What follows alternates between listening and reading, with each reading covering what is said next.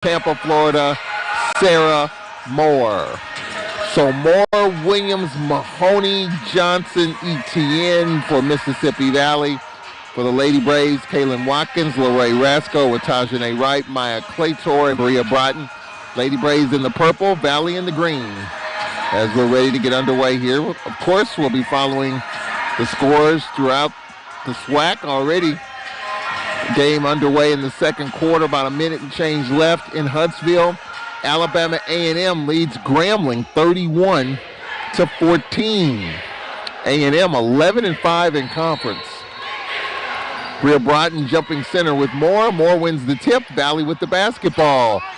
Lady Devilettes from your right to left on your dial. Mahoney top of the circle. Mahoney looking inside. Aisha McGloster with the basketball. Etienne on the kick out. Mahoney. Mahoney beyond three. Moore top of the circle. 12 to shoot. Moore. Right wing McGloster. Her step back on the elbow. Nope. Rasco with the rebound for the Lady Braves. Left to right. In traffic. Gets it out ahead. Watkins. Scoreless. Just underway here from the Whitney Arena on this Thursday. Regular season will end on Saturday. Next week we're in Birmingham. Here's Rasco getting the short right corner. Her layup is good. Lorraine Rasco puts the Lady Braves up 2-0 here in the early going. Ronnie Williams gets it up quickly. McGloster right wing. McGloster far side. Mahoney. Mahoney popping out top is Etienne.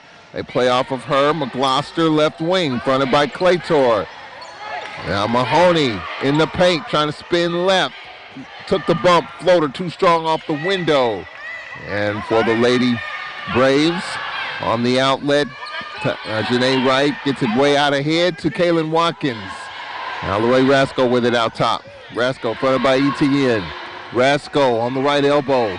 Out top with it, Tajane Wright. Left wing Watkins, 12 to shoot. Kaylin Watkins, left wing. Skip pass right, steps into a three. Nope. And a long rebound hauled in by Etienne. 2-0 Lady Braves in the first minute, 35. Etienne out ahead, Ronnie Williams. Her floater is good. Ronnie Williams ties the game at 2. Minute 44 in. Alcorn 2, Mississippi Valley 2. Watkins in the middle of the floor, Rasco. Picked up half court by Etienne. Gets it above the top of the circle, Tajane Wright. Here's Watkins open for a three. No. Wright tried to keep it alive, could not. Valley's basketball. 2 minutes into this first quarter. Valley 2, Alcorn 2 here in the early going. For Mississippi Valley, walking it up is Ronnie Williams. Williams far side in traffic. Williams drops it off inside, and the layup is too strong by Moore. Got it back, put it up, no, third opportunity, yes. Sarah Moore gives Valley a 4-2 lead with 7:43 left in the first. Claytor gets it on the outlet, gets out of a double, hits Wright, who's doubled. On the bounce pass, Claytor, out top, Rasco. 17 to shoot, 2.5 minutes in, 4-2, Lady Braves. Trail here at home. Watkins left wing. Now has the top of the circle, off the curl, Rasco coming open, not there. Now the bounce pass right, backdoor into Claytor, knocked away by Ronnie Williams. She'll push it. Williams in traffic. Williams going coast to coast, lays it up and in. Ronnie Williams with 4 of the 6, and Valley with a 6-2 lead. 3 minutes into the first quarter. Valley can get it up the floor quickly. Rasco out ahead. Watkins fronted by Etienne. 6-2 Valley here in the first 3:04. Rasco top of the circle. Playing off of her is Mahoney. Rasco on the right elbow. She's fronted by Moore. Crowded. Tajane Wright left wing. Left side Claytor. Maya Claytor picks up her dribble. Bounce pass Watkins, curling right. Her teardrop, an air ball with the shot clock winding down. With it is Moore. Gets it to Williams. Williams going all the way. Took the bump, lays it up. No. Tip, no. Broughton with the rebound for the Lady Braves. 3.5 minutes in. Valley 6. Lady Braves 2. Broughton on the handoff. Kaylin Watkins. 6-2. Lady Braves trail. 6:18 left in the first quarter. Watkins top of the circle. Fronted by McGloster. Now Wright had it poked away. Ball caroms right to Watkins. Tajane Wright left wing. Broughton on the elbow. Her pull-up, an air ball. Out of bounds, Mississippi Valley's basketball. Halftime in Huntsville. Alabama A&M 35, Grambling 16. A&M 11-5, Grambling 9-7. Grambling has struggled of late. McGloster will inbound the basketball. McGloster to Etienne. Etienne pushes it up quickly, crosses half court. Etienne going coast to coast, reverse layup too strong. Followed by Moore, too strong. Back tapped, and with it is Claytor. Claytor will push it for the Lady Braves, down 6-2 with 5:48 left in the first. There's a lob into Ford, who just checked into the lineup. 3-0 Ford. Watkins right wing, and here's an open Rasco. Her shot, no. Long rebound, Ronnie Williams. Williams again pushing it. Williams on the kick out. McGloster from 16. Got it. Daisha McGloster, a 6-0 run by Valley, and they have an 8-2 lead here. 5.5 left in the first quarter. Claytor skip past Watkins. Her floater is up short. Tip, no. McGloster had it, lost it. Moore got it. Moore gets it out ahead. Ronnie Williams. Williams in the corner. Here's a 3, ETN. Nope. Ford and Claytor collide for the rebound. Loose ball, Tanjane Wright. It's on the floor. We're going to get Valley's McGloster with it. Well, Valley beating the Lady Braves to the spot, getting that 50-50 ball. And Mahoney gets it back to Ronnie Williams. 3 to shoot. Williams steps into a 3. Nope. And Watkins with it for the Lady Braves. With 4:43 left in the first quarter, 8-2 Lady Braves trail here at home. Played relatively well on the Texas swing, struggling here at the start of this game here at home. Watkins, top of the circle, dribbles to the right wing, 8-2 Valley. LeRae Rasco on the attack. Rasco gets it inside, and Ford was fouled. No whistle. Back the other way. Here's Mahoney. Took the bump. Layup is good. Timeout, Nate Kilbert. He wanted a foul on Ford, didn't get it, and he was animated about that. Didn't get the foul. Timeout on the floor. Nate Kilbert called the timeout. It's a full timeout. We'll take it. Valley on an 8-0 run. 4:16 left in the first. Valley 10. Your Lady Braves 2. We'll take a break. We'll be right back. This is Alcorn Braves basketball. One day, I'll teach chemistry to kids. I'm going to be an architect. My dream is to be a chef. At the U.S. Department of Education's Office of Federal Student Aid, we provide more than $150 billion each year in grants, loans, and work-study funds, making higher education possible for anyone at any stage of life. I can go back to college. I can change careers. I can make a difference. Federal Student Aid, proud sponsor of the American Mind. Learn more about money for college at studentaid.gov. What do I cherish? Precious moments watching Dad read to my little Eric. That's why I'm so grateful I insisted on an eye exam when I noticed him struggling with the words on the page. We found out Dad has age-related macular degeneration, or AMD. Luckily, the doctor caught it in time for treatment, so Dad can still read. Protect yourself and your loved ones. Call the Foundation Fighting Blindness today at 1-800-254-6552 for a free packet on preventing and managing AMD. That's 1-800-254-6552.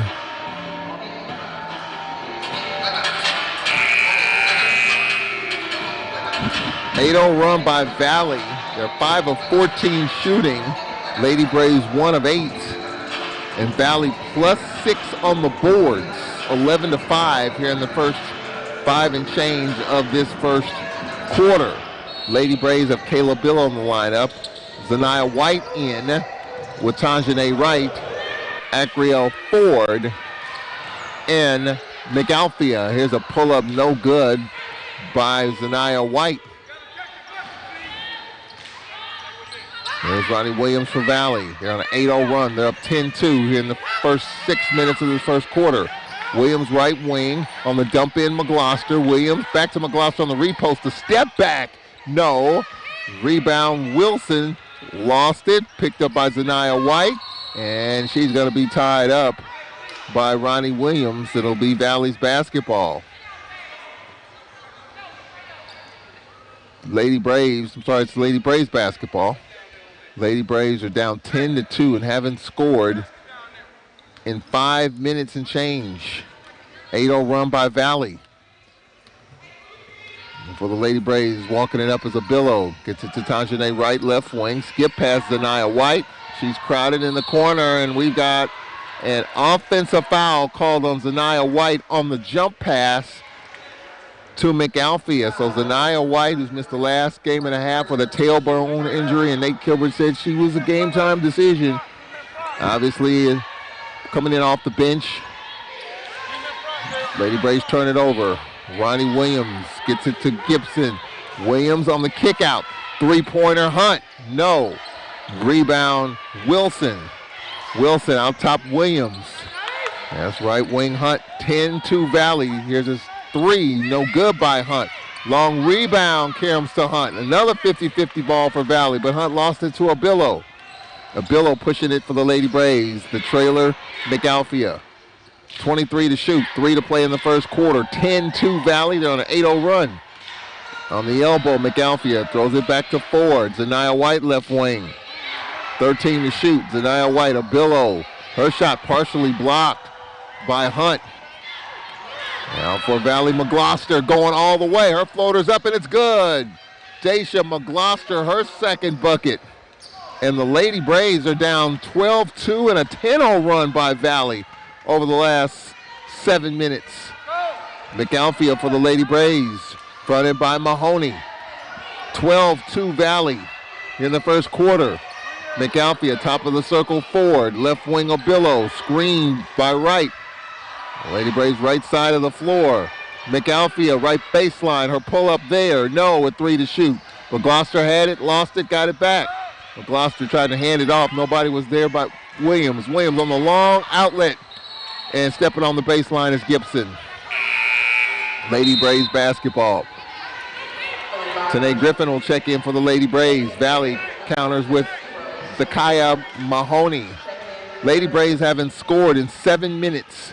Valley on a 10-0 run, and it's 12-2 Mississippi Valley with 1:57 left in the first quarter. Abillo trots it up, crosses half court with 22 to shoot. Abillo off the screen goes left. Ford pops out, has it top of the circle. Right wing Griffin. Griffin off the screen goes left to step back, and we got an offensive foul inside on Ford. Rio Ford, her first. Well, not a lot going right for the Lady Braves here in this first quarter. They've got a scoring drought of over 7 minutes. Valley on a 10-0 run. Remember, the Lady Braves outscored Texas Southern in the fourth quarter Monday night 16-6. They only have 1 bucket so far in the first 8.5 minutes of this first quarter. 12-2 Valley. On the dump in, Gibson, and she's fouled.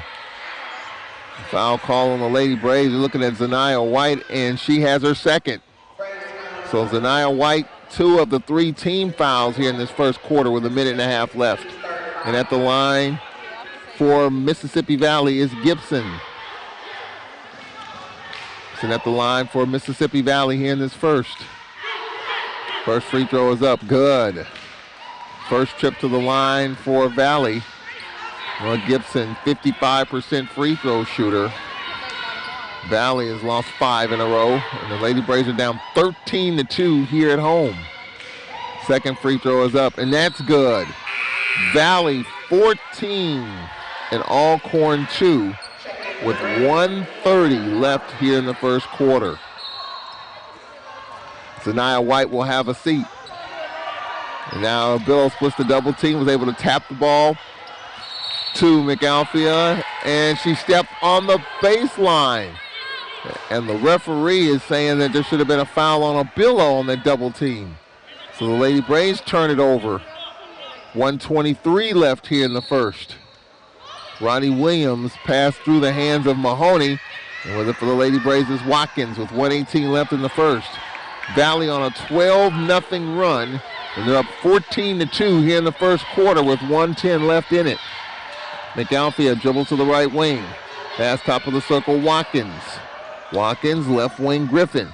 Today, Griffin gets it back to Watkins. She'll step into a 3. No. McAlfea tried to tap it, and she did to Wilson. 53 seconds left. Gibson going coast to coast. Lost it to Watkins. Watkins looks down the court. She'll push it. Aylin Watkins to Abillo for a 3, and she's got it. Abillo, the second bucket for the Lady Braves in this quarter. Lady Braves down 14-5 with 33 seconds left, 25 to shoot. So if the Lady Braves can D up here on this last possession of the first quarter, they can get the ball back. For Mississippi Valley, Ronnie Williams will dribble it. Just taking time off the clock. 13 to shoot. 20 seconds left in the first. 14 to 4. They call it a 2. While Billow down the corner. Here's a 3. No good by Gibson. The ball out of bounds. It'll remain Valley's way with 10.5 seconds left in the first. Williams baseline right. As Valley makes a substitution, Moore will check in for Wilson. 10.5 remaining. Williams baseline right. Williams tried to dump it in, knocked away. Ford with it with 7 seconds left. Down the outlet, Tanae Griffin's got a layup, and she scores. Tanae Griffin leaking out, and now take care of the first. Well, the Lady Braves scored the last 2 buckets. They went almost 8 minutes without one. And they're down 14-6 at the end of the first quarter. So we'll take a break here from the Whitney Arena. Glad you can join us on 91.7 WPRL and WPRL.org here on this Thursday night. We'll take a break, back in a minute. This is Alcorn Braves basketball.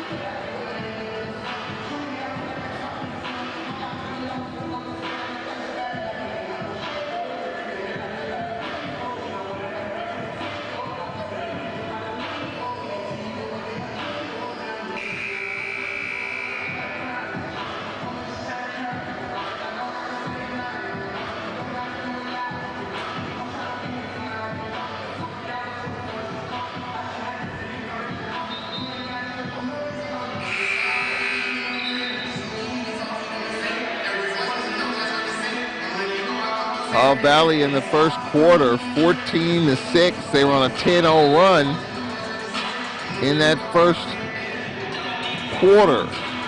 Shaky start for the Lady Braves in quarter number 1 at home. Lady Braves in the first quarter, 3 of 14 shooting. Second quarter underway. Lady Braves lineup of Billow, Griffin, McAlfia, Watkins, Acrio, Ford. For Valley on the left block, Mahoney.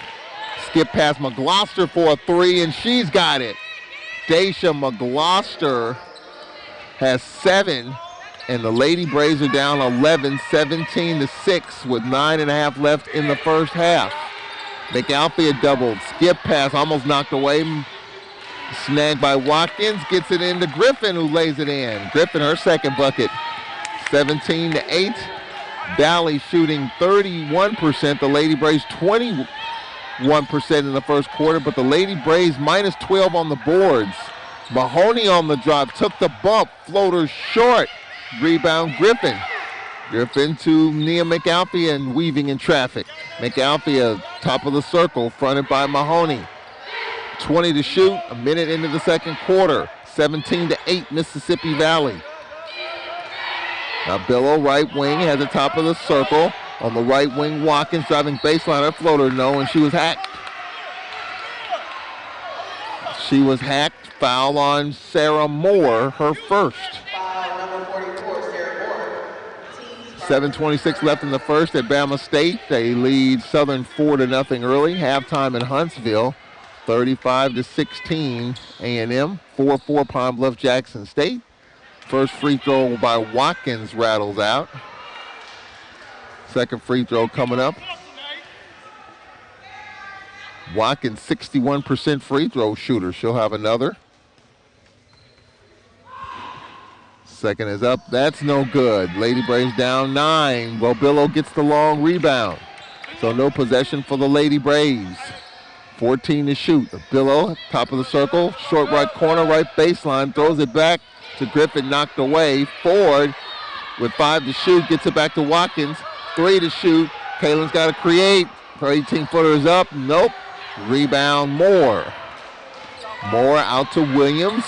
Ronnie Williams on the attack. Williams gets it inside, and the layup is good for Mississippi Valley. Etienne, her first bucket. Lady Braves struggling to get back on defense. Valley pushing the pace. And they lead 19-8, 2 minutes into the second quarter. Griffin bounce pass into Watkins. The backdoor cut lays it in. Watkins makes it 19-10. On the outlet for Valley, Etienne, right wing, right baseline, and falling out of bounds. She throws it along the baseline, intercepted by Watkins. 7:40 left in the first half. 19-10, the Lady Braves trail by 9. Watkins, top of the circle. Watkins, to Obillo, pass on the right wing. McAlthea on the skip pass. Griffin, left side of Billo, 8 to shoot. Kayla Billo off the screen from 16, rattles out. Back tap by Moore to Watkins, her teardrop, no. Rebound Ford, her floater, no. Couple of taps off the knee of Ronnie Williams down the corner. Here's Griffin for 3, no. And Ford kept it alive to Obillo. 5 offensive rebounds for the Lady Braves on this possession. Let's see if they can put in the bucket here. 13 to shoot. Obillo fronted by Etienne. Nacriel Ford with 7 to shoot. Ford had it poked away. Loose ball. McAlthea from 40 feet against the clock. A brick off the glass. Shot clock violation. 6 offensive rebounds for the Lady Braves on that possession. 6:44 left in the second quarter. Valley with a 19-10 lead. And the basketball. Lady Braves struggling to score here. Lady Braves had 22 points in the fourth quarter Monday night against Texas Southern. Only 10 here in the first 13 minutes. Here's the turnaround by Moore. Rattles home. Sarah Moore from 16 above the free throw line. Lady Braves down 11, 21-10. 6 1/4 left till halftime. McAlfee in the middle of the floor. Billo, right wing Watkins out top. Kayla Billo, 20 to shoot. Billo dribbles to the right wing. Billo with 10 to shoot. Watkins had the top of the circle. Watkins fronted by McCloster.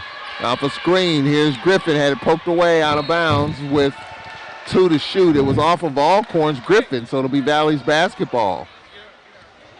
Exactly 6 minutes left in the second quarter. Mississippi Valley 21-10 over your Lady Braves here in quarter number 2. For Valley, Ronnie Williams. Williams, skip past Mahoney. McGloster on the block, the turnaround, no. And trying to keep it alive is Mahoney. Lady Braves basketball. 5:49 left in the second. Valley 21, Lady Braves 10. Here from the Whitney Arena. One of 4 games in the conference here. Texas Southern Prairie View off. FAMU Bethune-Cookman off. For the Lady Braves. With the top of the circle, Billo now right wing, driving right baseline. Her floater's good. The foul on McGloster. Billo with her second bucket, she has 5. McGloster with her first personal. And the Lady Braves are down 21-12 with 5:22 left in the second. So Kayla Billo, the junior from Pass Christian, getting the and 1. And it is good. Billo with 6, and the Lady Braves are down 21-13 as we approach the halfway mark of the second quarter. Mahoney, top of the circle. Mahoney, right side, Moore, looking for the back door and stepping on the baseline. Well, actually a foul is called. The offensive foul on McGloster, her second, third team foul. 5:10 left in quarter number 2. Lady Braves are down 21-13 here at home to Mississippi Valley.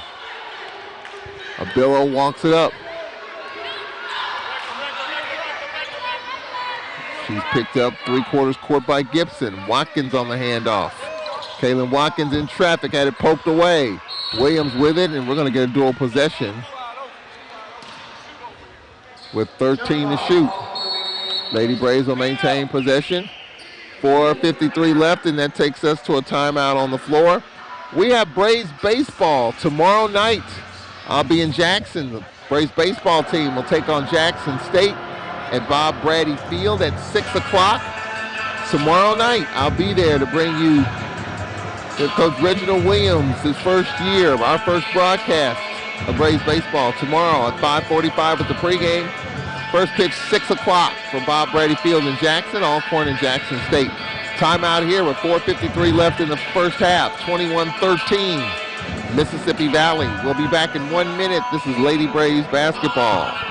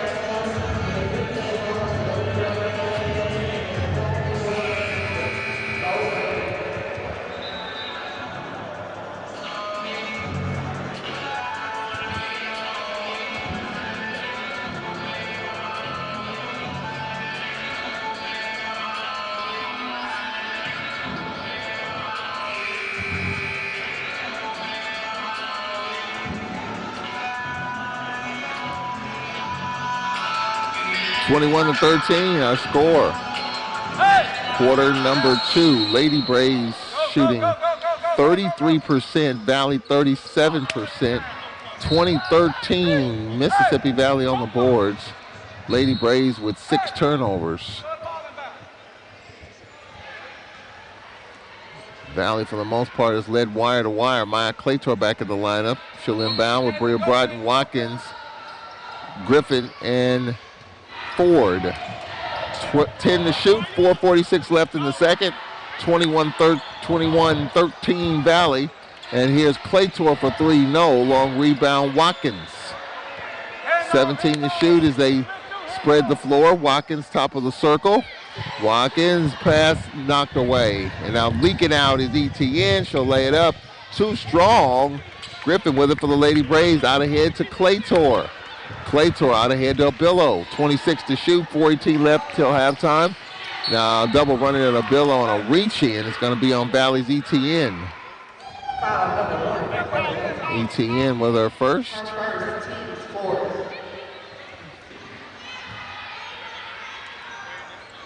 Lady Braves down 21-13.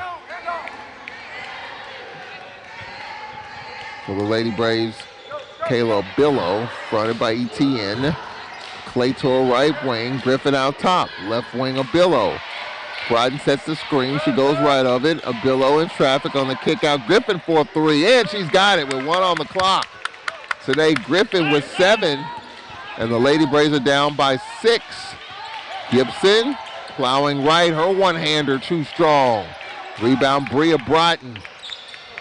Broughton had it knocked away. Loose ball. Valley's Gibson missed it. Now here's Abillo for the Lady Braves. Below the middle of the floor, out ahead, Griffin. In the corner, Watkins for 3. No. Off the hands of Moore to Claytor. Claytor's pass deflected out of bounds by Ronnie Williams. With 18 to shoot, we have 3:22 left in the first half. Valley with a 21-15 lead. Rasco and Tajane Wright will check in.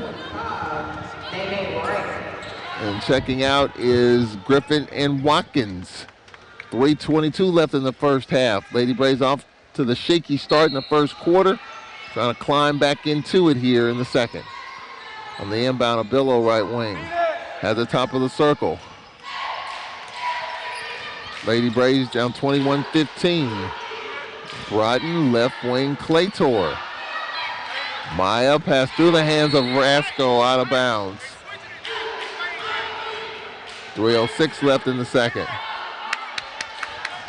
21-15. Well, the Lady Braves have climbed back into this game. It's just a matter now of just continuing the ascend. Don't want to kind of fade here in the last 3 minutes of this second quarter. For Mississippi Valley, Ronnie Williams, more left wing. Pass out top, Mahoney. Mahoney, Williams, top of circle, ET, and her pull-up and air ball. Out of bounds, Lady Braves basketball. 2:41 left here in the second quarter. Lady Braves are down 21-15 here at home. Lady Braves have trailed by as many as 11. Tajane Wright on the baseline. Rascal trying to dribble out of the double. She's double in the corner and she throws it over the top to Abillo. Left wing Claytor. Out to Abillo. 5 to shoot. Abillo on the attack. Lays it up. No, and she's fouled. Well, like Ronnie Williams will be called for the foul. That's her first personal. 4 to shoot. And we have free throws coming up here for the Lady Braves. And Kayla Billow at the line for the Lady Braves with 2:14 left in the first half. First free throw is too long. Second free throw coming up at Billow. 79% free throw shooter coming in on the year. She's 1 for 2 with that miss. Second is up, and that's no good. Well, the Lady Braves are 1 of 5 from the free throw line in this half as we approach 2 minutes left. 21-15. Valley on the attack. Mahoney drops it off to Moore and lays it in. Sarah Moore, her third bucket. 23-15. 1:53 left in the first half. Rasco, top of the circle. Rasco fronted by Mahoney. All right, top of the key. Tajane Wright, pass left wing of Billow. 10 to shoot. For the Lady Braves, Tajane Wright, right wing on the handoff. Just a tough step back is out of bounds. Valley's basketball, 1:28 left. Tanae Griffin will check in. Bria Broughton will check out for the Lady Braves. 1:28 left in the first half. Mississippi Valley 23 and the Lady Braves 15. Gibson right wing. Now Moore on the dump in, curling left, the up and under, pushed it too strong off the window. It's Abillo for the Lady Braves. Abillo, fronted by Ronnie Williams, has it right wing. Lob to Griffin, her three is up. Good. 10 for Tanae Griffin. She's the story in the first half. It's a 5-point game. Now the ball on the floor, lost. Ball trickles out of bounds. It'll be Lady Braves basketball. 23-18 with 53.8 remaining in the first half. Lady Braves down by 5. And Abillo walks it up. Abillo top of the circle. Dribbles to the left wing. Screen. Now there's Griffin, another three. And that's good. 13 for Tanae Griffin. And it's a 2-point game, so Griffin carrying the Lady Braves right now. 24 seconds left. There's about a 2-second shot, the game clock differential. Williams for Valley. 23-21. Mahoney. For Valley, left wing. Hunt. 5 to shoot for Valley. Williams trying to get it inside, and it comes right to Mahoney, and she missed it as the horn expires for the second quarter. Well, it's a 1 second. 1 second left. 1 second left on the clock. Rasco will inbound the basketball. Assistant Coach Elvis Robinson tells the Bill, just go get it. And that'll take us to halftime. So halftime here at the Whitney Arena. Lady Braves are down 23-21. Well, a good flurry. And the Lady Braves on an 11-2 run in that last 6 minutes of the second quarter. So an 11-2 run here in the last 6 minutes of the second quarter. And the Lady Braves are down 2 at the break, 23-21. So we'll take a 2-minute break. We'll be right back. This is Braves basketball.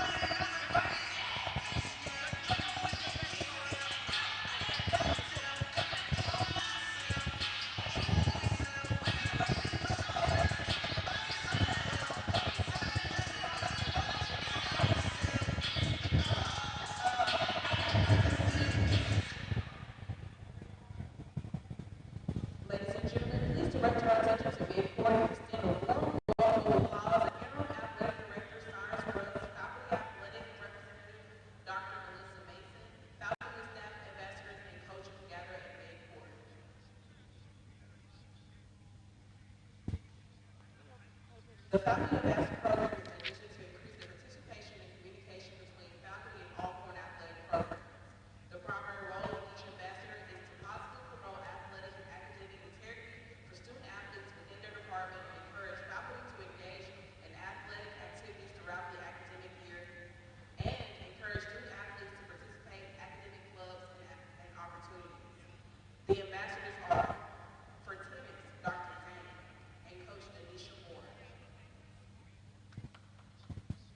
For men's basketball, Justin Nash and Coach Lenny Bussey. For women's basketball, Dr. Smith and Coach Nate Gilbert.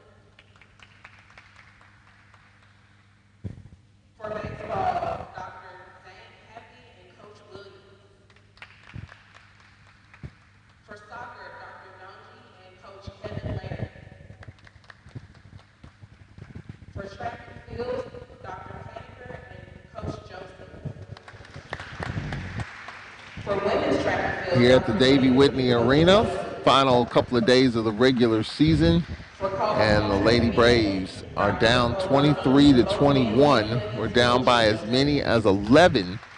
And the Lady Braves on an 11-2 run over the last 6 minutes of that first half. So the Lady Braves really been pushing the pace here. Tanae Griffin, without a doubt, the best first half she's had all year. 13 points for the Lady Braves off the bench. The Lady Braves in this half are down 23-21. So we'll take a 2-minute break. We'll be back. This is Alcorn Braves basketball. My son Aiden has asthma. Secondhand smoke has triggered his asthma so badly, he ended up in the emergency room and spent multiple nights in intensive care. Now he's on a whole bunch of medications. My tip to you is, don't be shy about telling people not to smoke around your kids. Half of U.S. kids are exposed to secondhand smoke. If you or someone you know wants help, call 1-800-QUIT-NOW. A message from the U.S. Department of Health and Human Services and CDC. Considering an online pharmacy? Explore BeSafeRx to find useful information and resources to help you purchase medicines safely online. A safe online pharmacy requires a doctor's prescription, has an address in the United States, has a licensed pharmacist, and is licensed by a state pharmacy board. It's best to stay away from online pharmacies that don't meet these criteria. Discover more helpful tips and resources at BeSafeRx. Go to fda.gov/BeSafeRx. I got it. I got it too. Of course I got it. Did you get it? Still unsure about getting the COVID-19 vaccine? Get the facts. Sign up and get your vaccine today. And let's stop COVID in its tracks. It's on you. Learn about why other people like you got it and how you can get it at IGotItMS.com. This message is brought to you by the Jackson Heart Study Community Engagement Center and the Mississippi SEAL Team.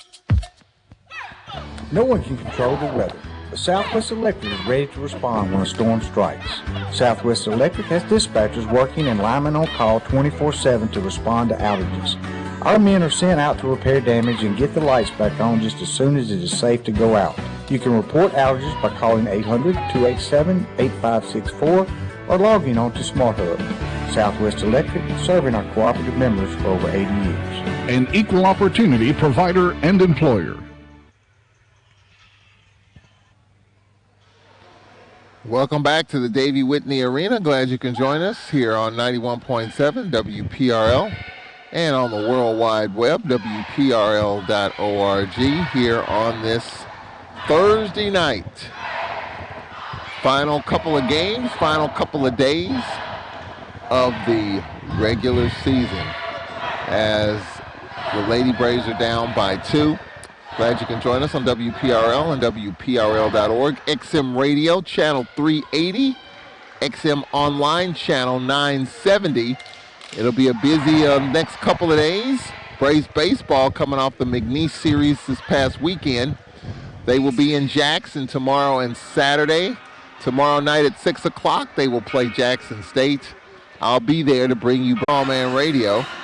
So we'll have the Nate Kilbert program as we end the regular season. We'll have that on Monday. And then we'll have the Landon Bussey program, a SWAC tournament preview on Tuesday. Again, for the men, the formula is simple. If the Braves win tonight, they will secure at least a piece of the regular season championship. And they will secure 1 seed in the tournament with a win tonight. They can still share the championship if they win one of these next 2 games and Texas Southern beats Prairie View on Saturday. TSU and Prairie View are off tonight. Texas Southern will host PVU on Saturday. So there's a possibility we might share it. The one thing the Braves do have is the number 1 seed. They have that in pretty good stead right now. With a win tonight, they will secure at worst a 1 seed in the tournament. Because if they win one out of these next 2, they'll finish 13-5. Texas Southern beats Prairie View on Saturday. They'll finish 13-5.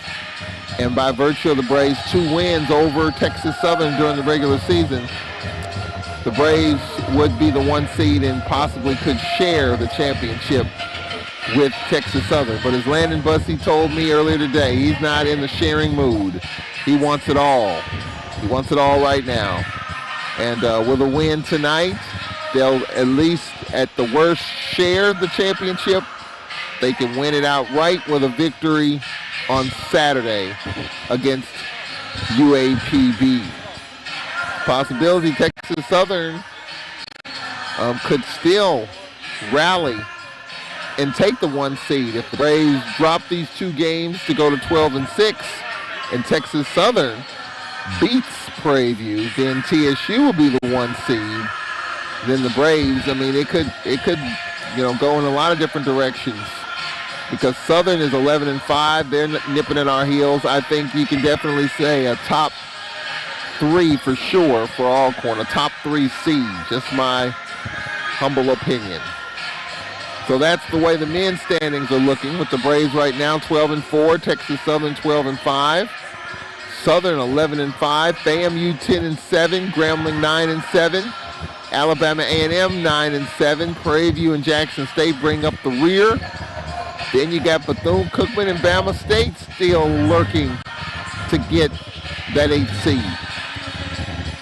So we'll take a 2-minute break here. We'll look at the women's standings and first half numbers coming up here.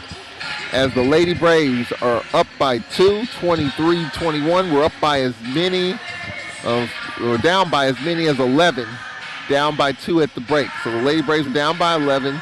at one point in the second quarter, down by a couple as we get ready for the third quarter. We'll take a 2-minute break. We'll be right back. You're listening to Lady Braves basketball.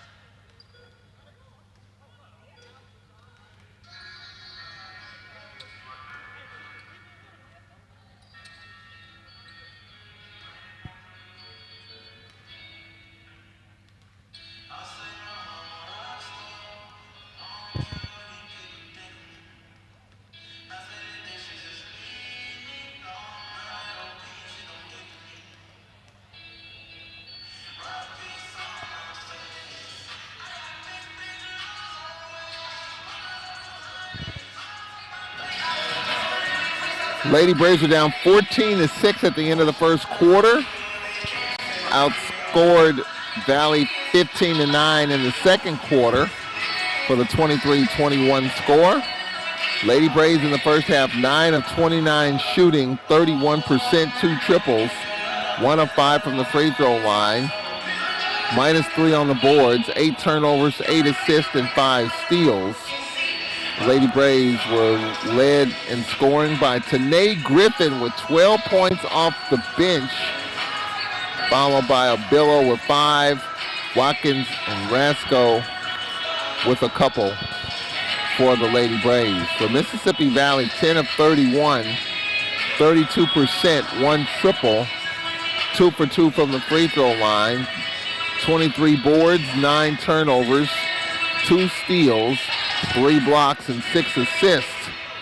And they were led in scoring in the first half by Daisha McGloster with 7, Rodney Williams with 4, Etienne, Mahoney, and Gibson with 2 points apiece. Don't forget, we'll have Braves baseball tomorrow at 6 o'clock, pregame at 5:45 from Jackson State.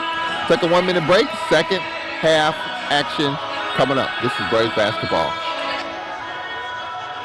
My part-time service in the Army National Guard makes it possible for me to be more for the community I call home. I'm a better neighbor because my service has taught me how important it is to be a team player. My training helps me in my classes when I give attention to detail to the task at hand. My service in the Army National Guard allows me to keep my country safe from threats.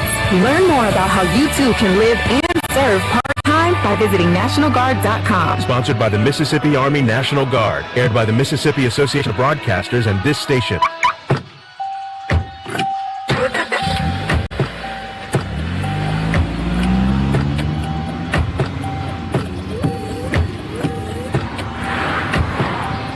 Driving has a rhythm all its own. Don't wreck it with a text. Before you get behind the wheel, silence your phone. Or better yet, designate a texter. For more text-free driving tips, visit StopTextStopWrecks.org. Brought to you by the Ad Council and the National Highway Traffic Safety Administration. And WPRL 91.7 FM. All right, as we look at the SWAC scoreboard in Huntsville, A&M leads Grambling 46-35. 8 minutes left in the fourth quarter. Alabama State at home beating Southern 26-23 with a minute left in the second. UAPB late second quarter in Jackson leading JSU 39-32. And of course here, Lady Braves And down a couple, 23-21 with the basketball, right to left with LaRae Rasco, Maya Claytor, Bria Broughton, Tajane Wright. For the Lady Braves, and Kaylin Watkins, and LaRae Rasco lays it up and in. And Rasco with her second bucket, and we are tied at 23, early third quarter. Mahoney going to the rack, lays it up and in with the left hand. Mahoney with her second bucket. This is the Lady Braves tied up. Valley goes right back up, 25-23. Rasco, top of the circle, left wing, has it back out top. Off the curl, Claytor's not there. Who wants to set the screen? No screen set. Now Rasco, left baseline, 7 to shooter, pull up an air ball. McCloster with it for Valley to Ronnie Williams. Gets it out ahead, Moore, lays it up and in. Sarah Moore, her fourth bucket, she has 8. Valley, last couple of buckets now, they're up 4, 27-23. Early third quarter. Rasco walks to the left wing. Rasco in the paint. Rasco on the back door. Bria Bryden was cutting towards the bucket, ball thrown away. It will be Lady Devilettes basketball. We're early in this third quarter, 27-23. Lady Braves down by 4. For Valley, McGloster right wing, top of the circle. Mahoney took the bump, and she's fouled, either Wright or Broughton. Tajane Wright with her first. Free throws coming up for Valley. So Mahoney at the line. Mahoney, 64% free throw shooter. Her first trip to the line this evening. First is up. Got it. Valley 3 for 3 from the free throw line, and they've scored 5 unanswered. Second free throw is up, and this is good. Valley on a 6-0 run after the Lady Braves tied it up at 23. 29-23 Valley. Lady Braves throw it over the top of the pressure. Claytor left wing, out top Rasco. They spread the floor. Rasco bounce pass right, the back door cut off. Tajane Wright. Sit out top Bryden. Bryden right elbow. Bria looking inside. Had it poked away by Moore. Moore gets it out ahead to Mahoney. Mahoney to ETN, a pull up. No. Rebound Claytor. Lady Braves down 6 with 7:55 left in the third. Claytor hands it off to Rasco. They spread the floor here. McGloster fronting Rasco on the bounce pass. Ronnie Williams knocked it out of bounds. So 16 to shoot. 7:45 left in the third. Ford will check in for Broughton. Ford in for Broughton with 7:45 left in the third. 29-23, Mississippi Valley with the lead. Kaylin Watkins top of the key. Rasco with it. They spread the floor here off the curl. Looking for Claytor, not there. Now Tajane Wright above the free throw line. Watkins steps into a 3. Brick off the glass. The shot clock wound down. Here's Ronnie Williams getting it out of here. ETN, her layup, push too strong. McGloster with it in traffic. Gets it to ETN. Her 3 is up. And that's good. ETN with the triple. Her second bucket. She has 7. Valley on a 9-0 run here in this third quarter after the Lady Braves tied it up at 23. Valley on a 9-0 run, and it's 32-23 Valley with 7 minutes left in the third. Rasco on the block. Rasco, and we got a foul called. It's going to be on the Lady Devilettes. And the foul called on ETN, her second. ETN, her second. McGloster with her second. Zanaya White with 2 personals. Rasco at the line. Her first one is up, and it's good. Rasco with 5. LaRae Rasco, 68% free throw shooter, drains 2. That breaks the 9-0 run by Valley. They're up by 7 on the Lady Devilettes 32-25. ETN, the step back three over Watkins. She's got it. Michaela ETN, the step back. She has 10. And Valley up by 10, 35-25. 6.5 left in the third. Claytor on the outlet. Bounce pass right, trying to spin right into Mahoney. And now the Lady Braves have the basketball. Kaylin Watkins right wing. Top of the circle, Rasco. 6 1/4 left, 10 to shoot. Valley by 10. Rasco off a screen goes right, steps into an 18-footer, and she's got it.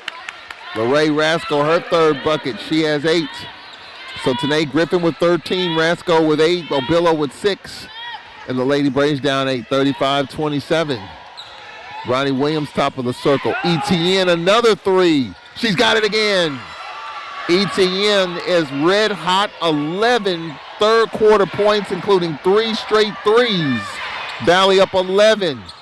Now a lob pass across the lane, intercepted by McGloster. ETN gets it to Williams. Look for ETN again. Now Ronnie Williams. That's the left side. And ETN another 3. No. That's called a heat check. Missed it that time. Rasco on the attack. Rasco on the up and under move, and she's fouled. I think the foul's going to be on ETN on the block. Her third personal. ETN with 13 for Valley. 11 in this quarter, and Valley up by 11. Abillo checking in, Griffin checking in, Watkins checking in for the Lady Braves. 5:26 left in the third quarter, 38-27 Mississippi Valley. Abillo on the baseline, Abillo to Watkins.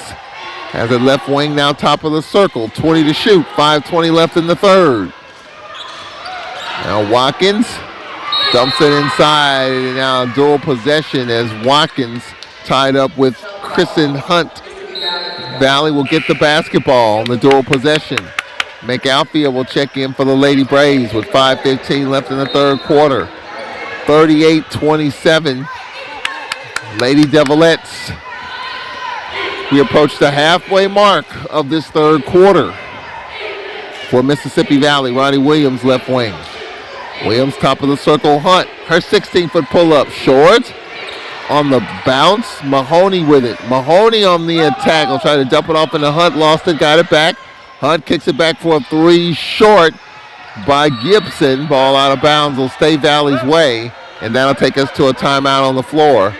With 4:49 left in the third quarter. Well, it should be a media here. 20 to shoot. And now we got an offensive foul call, and a technical foul has been called. An offensive foul has just been called, and now a technical foul has been called inside. Offensive foul on Valley.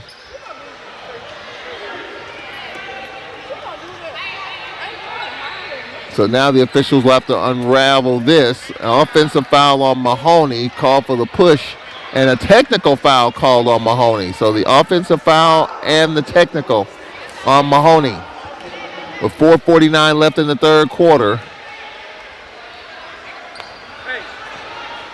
And we have a timeout on the floor. Are the officials going to take a look at it? I think they are, to see if there's anything intentional.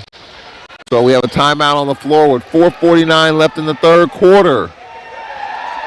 A foul and a technical called on Zakiah Mahoney. We have 4:49 left in the third, 38-27 Mississippi Valley. Timeout on the floor. We'll be back in 1 minute. This is Lady Braves basketball.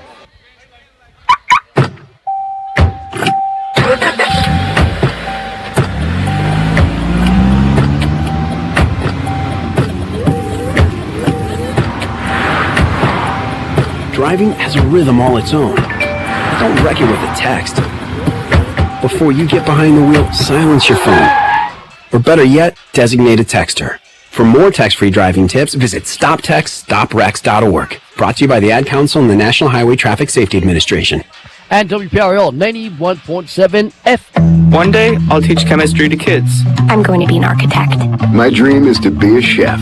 At the U.S. Department of Education's Office of Federal Student Aid, we provide more than $150 billion each year in grants, loans, and work-study funds, making higher education possible for anyone at any stage of life. I can go back to college. I can change careers. I can make a difference. Federal Student Aid, proud sponsor of the American Mind. Learn more about money for college at studentaid.gov.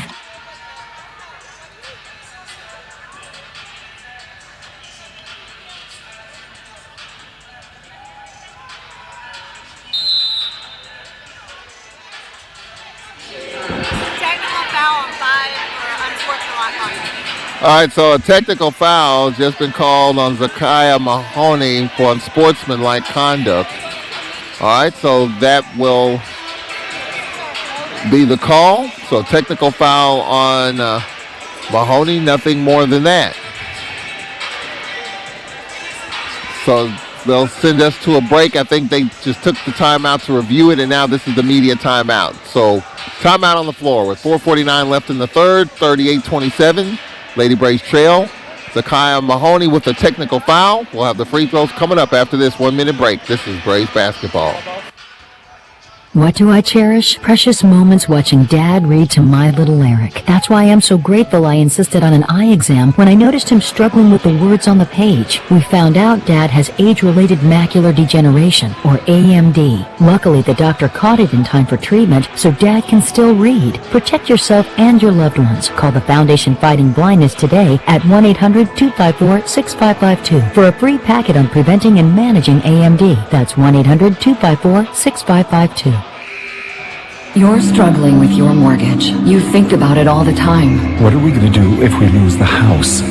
It's time to stop thinking and start dialing. Call 1-888-995-HOPE for a free government program that offers expert one-on-one advice about your mortgage options. We've helped over 1 million homeowners, and we want to help you.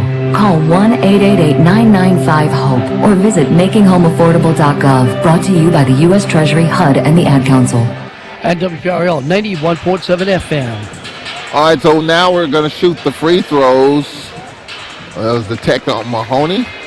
And Lorraine Rasco, 3 for 3 from the line. She hits the first, she has 9. So the Lady Braves are down 10. Second is up, and that's good.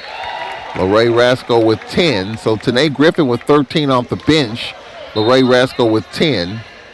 For Mississippi Valley, Michaela Etienne with 13, Sarah Moore with 8, and McGloster with 7. And the lead is 9, 38-29 with 4:49 left in the third quarter. Lady Braves lineup has Rasco, McAlfia, Kayla Billow, Acrio Ford, and Tanae Griffin. Rasco, left wing Griffin, her 3 is up. No. And on the back tap, Ronnie Williams for Valley. She's pushing it. Williams gets it out ahead. Here's a 3, and that's good. McGloster, her second triple. She has 10. So 3 players in double figures for Valley, and they lead 41-29 with 4:15 left in the third. Rasco, fronted by McGloster, gets a screen, goes right of it. Right elbow, Ford, top of the circle. Left wing McAlfia, fronted by Williams. Lob skip pass, a Billow. Billow curling left-handed scoop shot is good. Soft touch for Kayla Billow, her third field goal. She has 8. Lady Braves down 10. Now they dump it into Moore. Her turnaround rims out. With it for the Lady Braves is Rasco. Double running at her. Rasco wrap around. McAlfia, 3:38 left in the third. McAlfia, kick out, a Billow driving baseline. Now here is a pull-up, McAlfia, no. Moore with the rebound for Valley. 3 1/4 left in the third. Ronnie Williams, Moore, McGloster, the lineup for the Lady Devilettes with Kristen Hunt and Gibson. Williams, left wing for Valley. They're out on this possession. 10 to shoot. Gibson, top of the circle. Gibson, lob to Hunt. Her 3 is up. Short. Ford with it. for the Lady Braves with 3 to play in the third. 41-31 Valley. For the Lady Braves, the teardrop Rasco short. And the rebound, Gibson. Here's Ronnie Williams on the attack. Williams put it up, no, and the foul call on the Lady Braves, Rasco. So Rasco will be called for her first. Zanaya White will check in, and we've got a timeout on the floor with 2:44 left in the third. The referees are talking about it here. I think they're going to take a look, maybe, at that last play. Nope, they're not, I don't think. Nope, they're not. Timeout on the floor. 2:44 left in the third. 41-31 Mississippi Valley. We'll be back in 1 minute. This is Lady Braves basketball.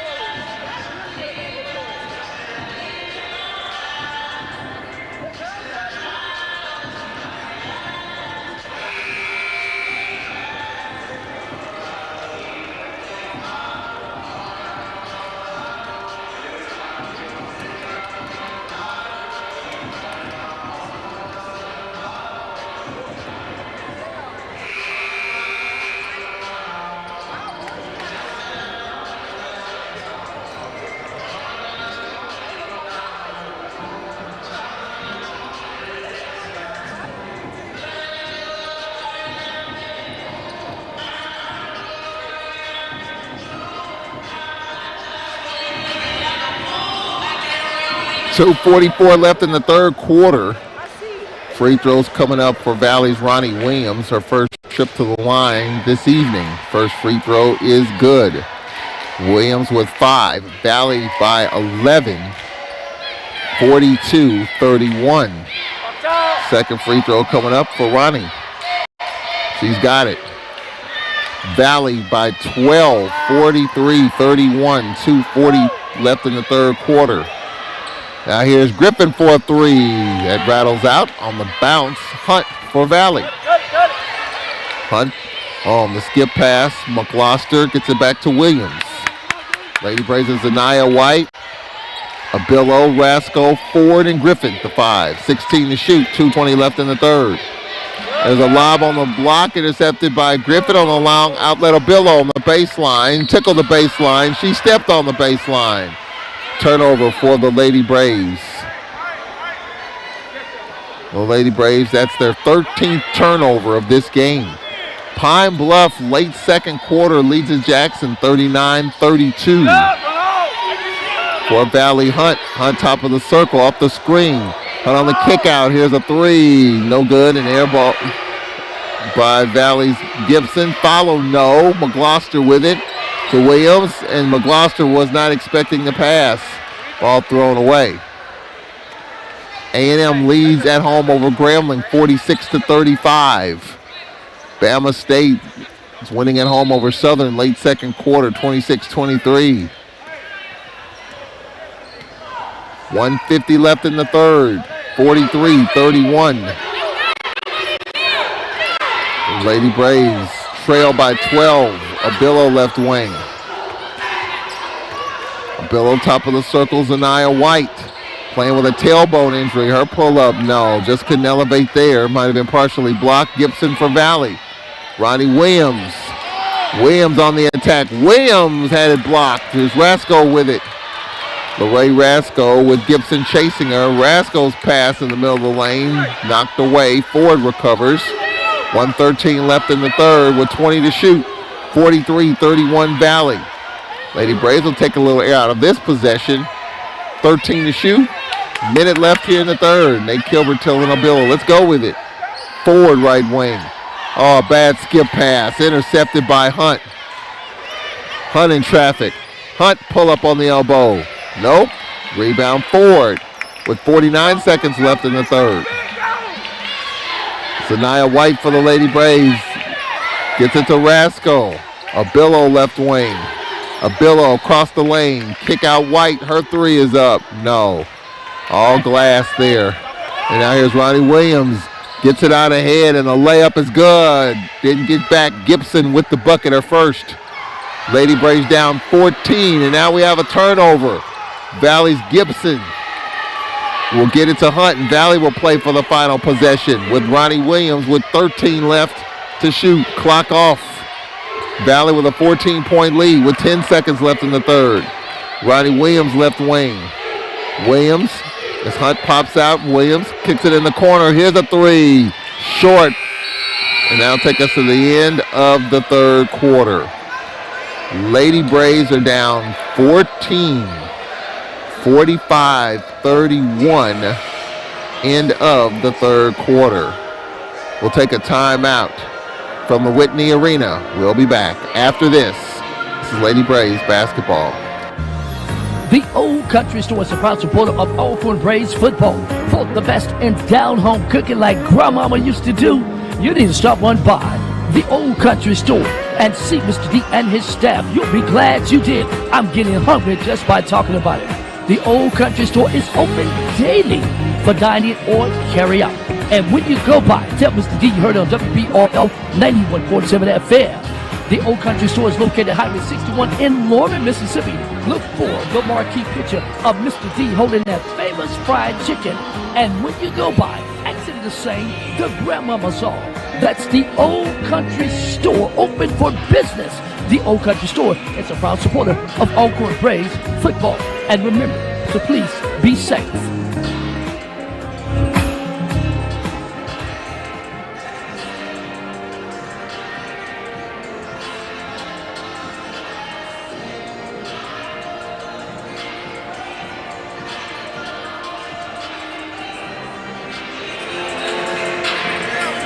Lady Braves are down 45-31. Round scored 22-10 in that third quarter. Lady Braves shooting 30%, 12 of 40, 2 triples, 5 of 9 from the free throw line, 27 boards, 15 turnovers, 8 assists, 6 steals. Valley fast break points, 16-5. That's a big storyline in the game. Lady Braves are led in scoring by Tanae Griffin with 12, 10 for Rasco, 7 for Obillo. Lady Braves in this game only have 4 players that have scored tonight. Griffin with 12, Rasco with 10, 7 for Obillo, and 2 by Watkins. Valley, ETN with 11, followed by McGloster with 7, Mahoney and Williams 6 apiece, and Sarah Moore with 8. Lady Braves are down 14 and early in the fourth quarter. Lady Braves got to find a way here. Obillo off the curl going right, curling left. Now gets it to McAlfia, top of the circle, Rasco. LeRae on the attack, and she was fouled. Ray Rasco was fouled, and the foul will be on Kristen Hunt. 14-point lead. Remember, Valley scored 96 points in the first meeting. They won 96-83. Rasco at the line, and our first free throw is good. Rasco with 11, 9 in the second half. Second free throw is up, and that's good. So Griffin with 13, LeRae Rasco with 12, and the lead is 12. ETN throws it out ahead. Mahoney on the skip pass. Hunt, right wing Mahoney. Her three is good. Mahoney with 7. Lady Braves down 15. 48-33. Rasco top of the circle in the paint. Abillo trying to go left. At the top of the circle, off the screen, Abillo from 18. No. Rebound Griffin. Stick back is good. Griffin with 15. Griffin with 15. Rasco with 12. Back the other way.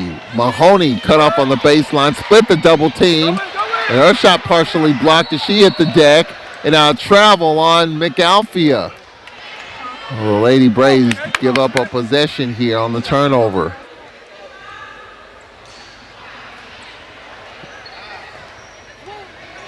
Final score from Huntsville. Alabama A&M over Grambling. And now foul call is Abillo fouls Gibson. Abillo with her first. So Alabama A&M goes to 12-5. And Grambling goes to 9-8. The top 8 teams, or the 8 teams, have already been determined in terms of who will make the tournament and who won't. Jackson, Alabama A&M, Southern, Bama State, Texas Southern, Grambling, Prairie View, and UAPB. Those will be your 8 teams. No one at the bottom, 9 through 12, has a shot to make the tournament. Gibson's first free throw is good. 49-35. The men not quite as clear. You got a couple of teams out of the top 8 still with a shot. Second is up, and that's good. Gibson 4 for 5 from the line, and the Lady Braves are down 15, 50-35 with 8:42 left in the fourth, and here's a pass. Could not be saved by Griffin, but Rasco does, and Tajane Wright. Wright's pass across the lane out of bounds to Valley. Minute and a half into this fourth quarter. Mississippi Valley looking to sweep the season series. They have a 50-35 lead. They won a high-scoring game the first go-around. They're leading a low-scoring tilt here tonight. For Mississippi Valley, Hunt. Now the step back is no good by Mahoney. Rebound Griffin. Gets it into Rasco. 8:11 left in the fourth. Rasco to Abillo, and a travel on Kayla. Lady Braves with 17 turnovers in this game.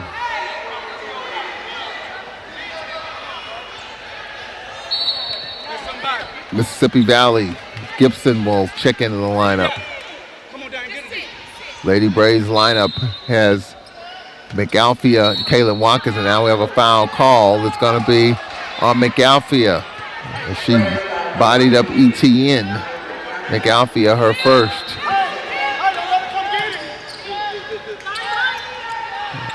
Mississippi Valley gets it in on the inbound. Mahoney to ETN. ETN with the spin, and Griffin slapped it away as she came down with it. And McAlfia. Good defense, and the Lady Braves will get the basketball. Here's McAlfia trying to spin out of a double. McAlfia across the lane on the kick out. Here's Rasco for 3. No. Rebound Moore with 7:50 left in the fourth. 50-35 Mississippi Valley. ETN left wing, fronted by Kaylin Watkins. 20 to shoot. Valley 50. Lady Braves 35. 7:37 left in the fourth. Moore. Top of the circle, Gibson. Gibson, right block, spinning left, lost it.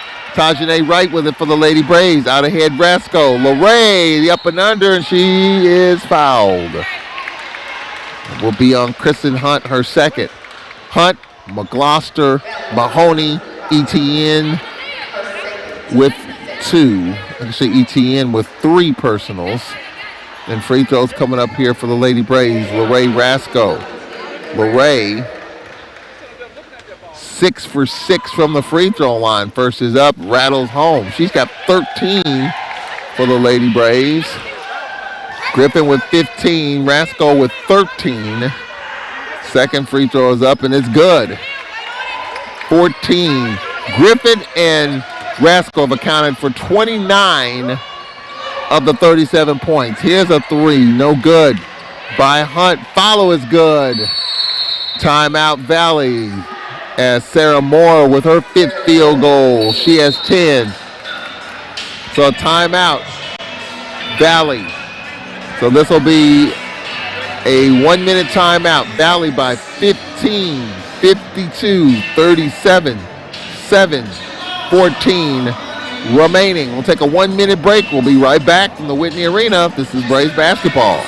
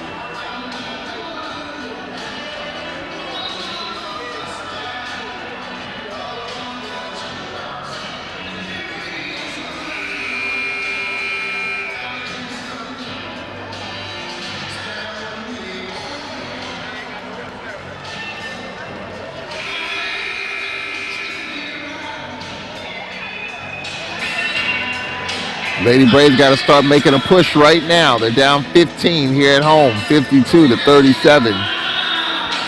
7:14 left in the fourth quarter.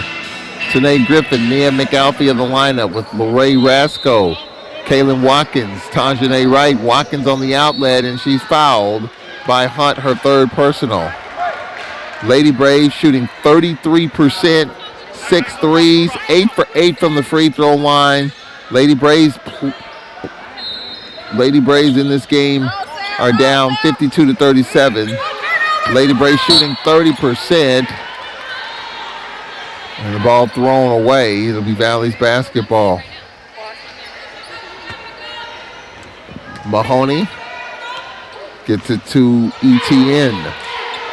7 minutes left, 23 to shoot. Valley by 15. ETN right wing on the dump in. Pass off the hands of Mahoney. For the Lady Braves, McAlfee on the outlet. Rasco to the trailer. McAlfee at top of the circle right. Right, nice looking to Griffin. Lays up short. Ball out of bounds will remain Alcorn's way. An easy layup for Griffin. Left it short. 6:45 left in the fourth. 52-37. Watkins for the Lady Braves right wing. Has the top of the circle. Watkins on the curl. Her left-hand floater too strong. And for Valley TN.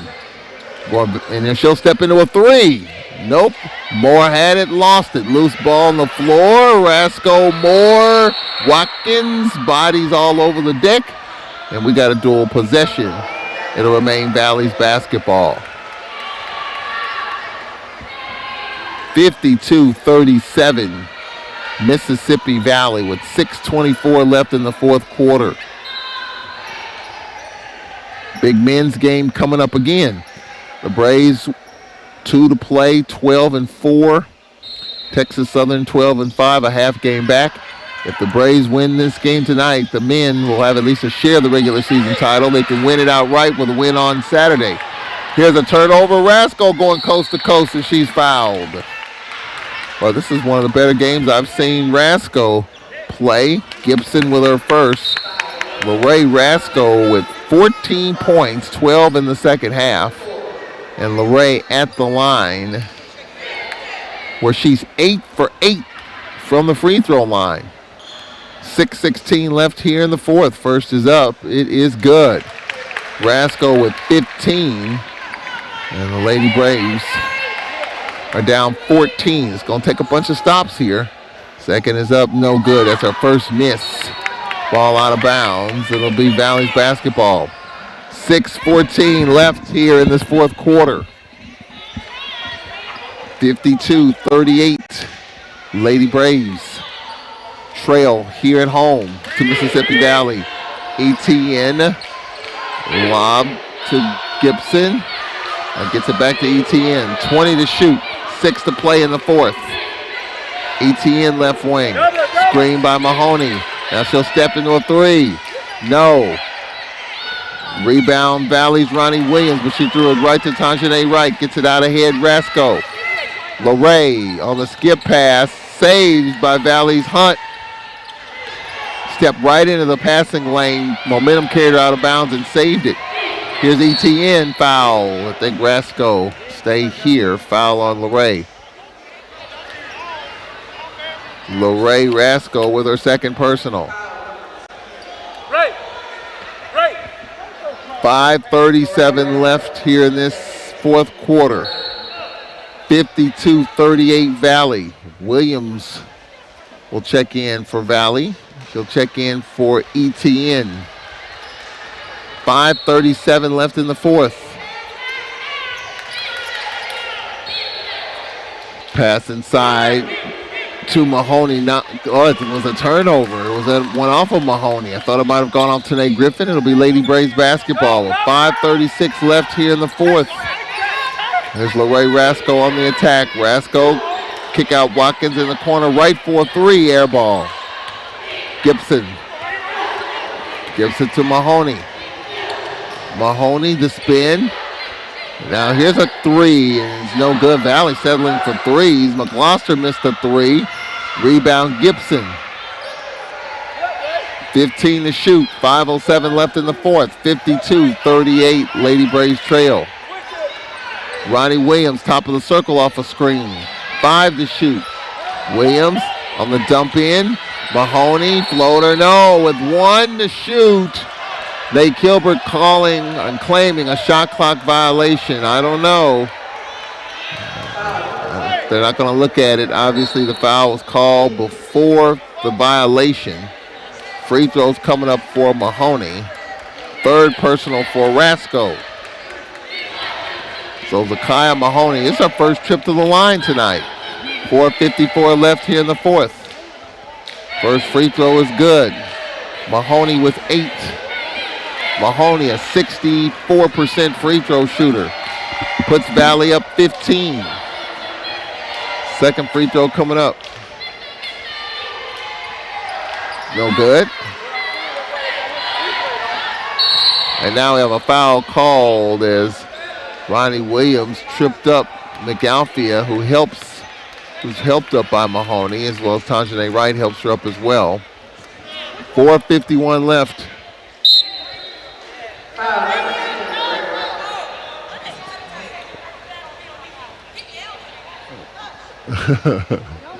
4:51 left. Lady Braves are down 53-38. Valley on the verge of sweeping the Lady Braves. McAlfia at the line. Her first free throw is good. It's Nia's first point of the game. 53-39. McAlfia, 81% free throw shooter coming in. Second is up, and she's got it. McAlfia makes it a 13-point game, 53-40. 4:48 left here in the fourth. McGloster, the up and under, trying to kick it out, and no one home. A turnover for the Lady Braves. 4:39 left here in the fourth quarter. Valley 53, Lady Braves 40. Maybe time for one more push. Oh, a turnover. Mahoney stepped into the passing lane and just laid it up. Right underneath her own bucket. She has 9, and now we have a timeout, Nate Gilbert. That was a huge turnover and a bucket give up. It's a 30-second timeout. 30-second timeout. Well, they're sitting like it's a full. So we'll take a timeout right here. It's a full timeout. So 4:28 left. We'll take a full break. We'll be back from the Whitney Arena. Valley 55, Lady Braves 40. We'll return in 60 seconds. This is Lady Braves basketball. My son Aiden has asthma. Secondhand smoke has triggered his asthma so badly, he ended up in the emergency room and spent multiple nights in intensive care. Now he's on a whole bunch of medications. My tip to you is, don't be shy about telling people not to smoke around your kids. Half of U.S. kids are exposed to secondhand smoke. If you or someone you know wants help, call 1-800-QUIT-NOW.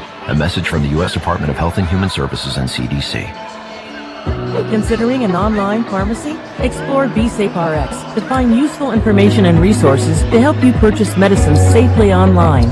A safe online pharmacy requires a doctor's prescription, has an address in the United States, has a licensed pharmacist, and is licensed by a state pharmacy board. It's best to stay away from online pharmacies that don't meet these criteria. Discover more helpful tips and resources at BeSafeRx. Go to fda.gov/BeSafeRx. Considering an online pharmacy? Another turnover for the Lady Braves in traffic. Valley with a 15-point lead with 4 minutes left. For Mississippi Valley, Mahoney, McGloster, her one-hander is good. Daisha McGloster with 12, just her second bucket of the second half. Valley by 17. McGloster, number 23, with the bucket. 57-40, back the other way. A Billow foul with 17 to shoot. Well, the Lady Braves losing this game by 17. And LaRae Rasco with 15, the best game she's had in a while. Rasco with 15, Griffin with 13. For the Lady Braves, only 5 players have scored in this game. 15 for Rasco, 15 for Griffin, 8 for Billow. A couple of free throws by McAlfee and a bucket by Watkins. A Billow's second is good. 57-41, 3.5 minutes remaining. Valley handles the pressure. And now for Valley, Hunt with 19 to shoot. Hunt, top of the circle, McGloster. They spread the floor, take out of the basketball here. Here's Mahoney on the attack, the spin. The shot, no, could not be saved. And it was actually Tajane Wright saved it to Hunt, who laid it in. Valley by 18, 59-41. Griffin will check in for the Lady Braves. Griffin in for Tajane Wright. 3:07 left here in this fourth. 59-41, Mississippi Valley. A Billow call for steps on a double team, and she got the basketball and curled. Turnover for the Lady Braves. Well, you kind of felt pretty good coming in here, coming back home after the way you played in B Preview.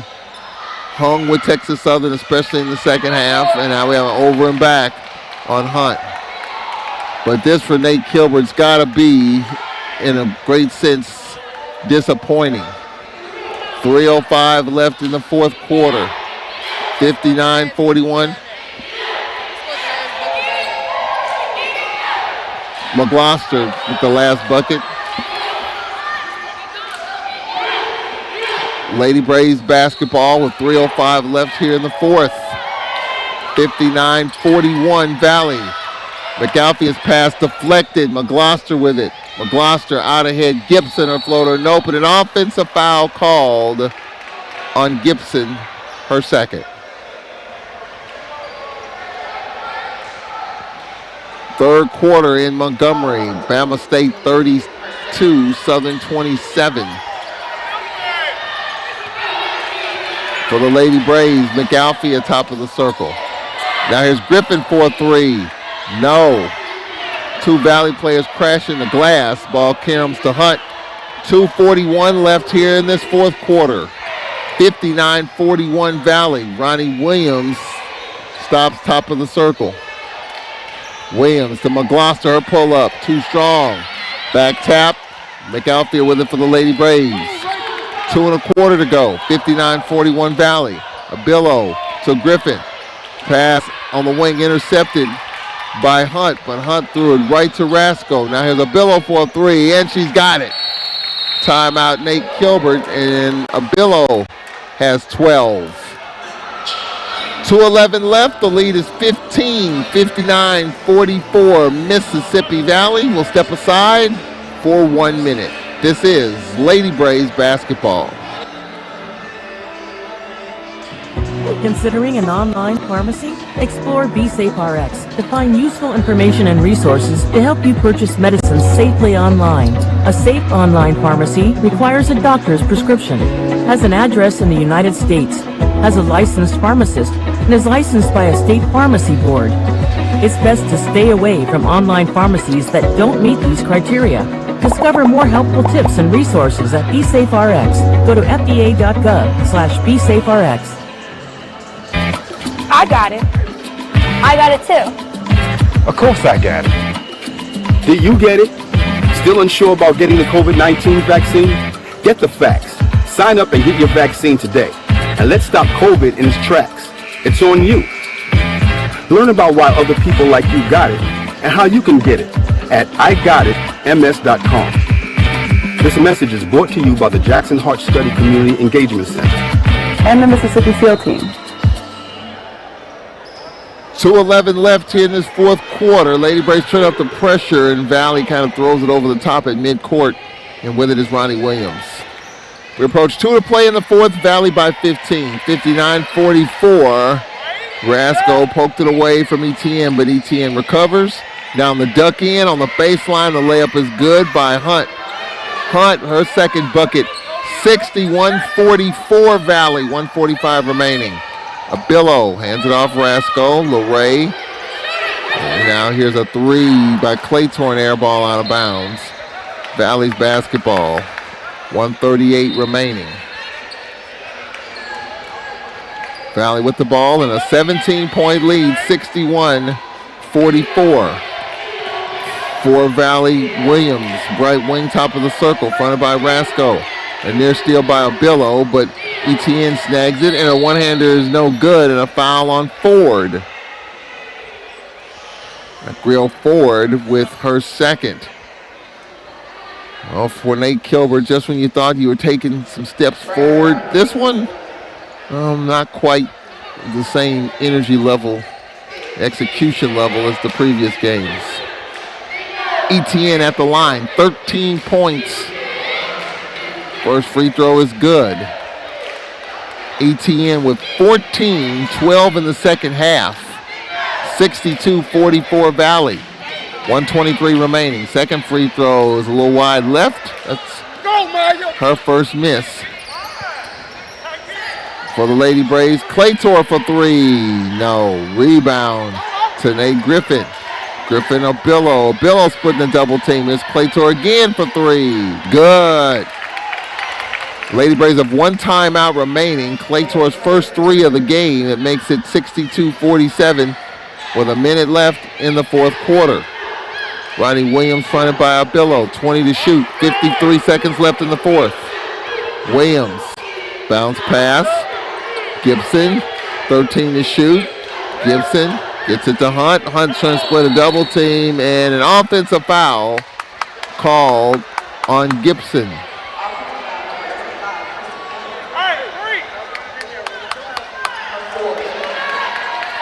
.43 seconds left. 62-47. Valley. Assistant coach Elvis Robinson tells Lady Braves to attack. Claytor shuffles right. Now Billo steps into a three. Nope. Rebound McGloster with 28 seconds left. Valley does not have to put up another shot. It's Valley with a 62-47 lead. Lady Braves will not foul. Clock is off. And Valley will just probably hold it and take off the remaining seconds. Hunt gets it to ETN. 6 seconds left. And the Lady Braves will fall 62-47 here on this Thursday night. Lady Braves fall 62-47. We'll take a 2-minute break, recap, wrap up after that. This is Braves basketball.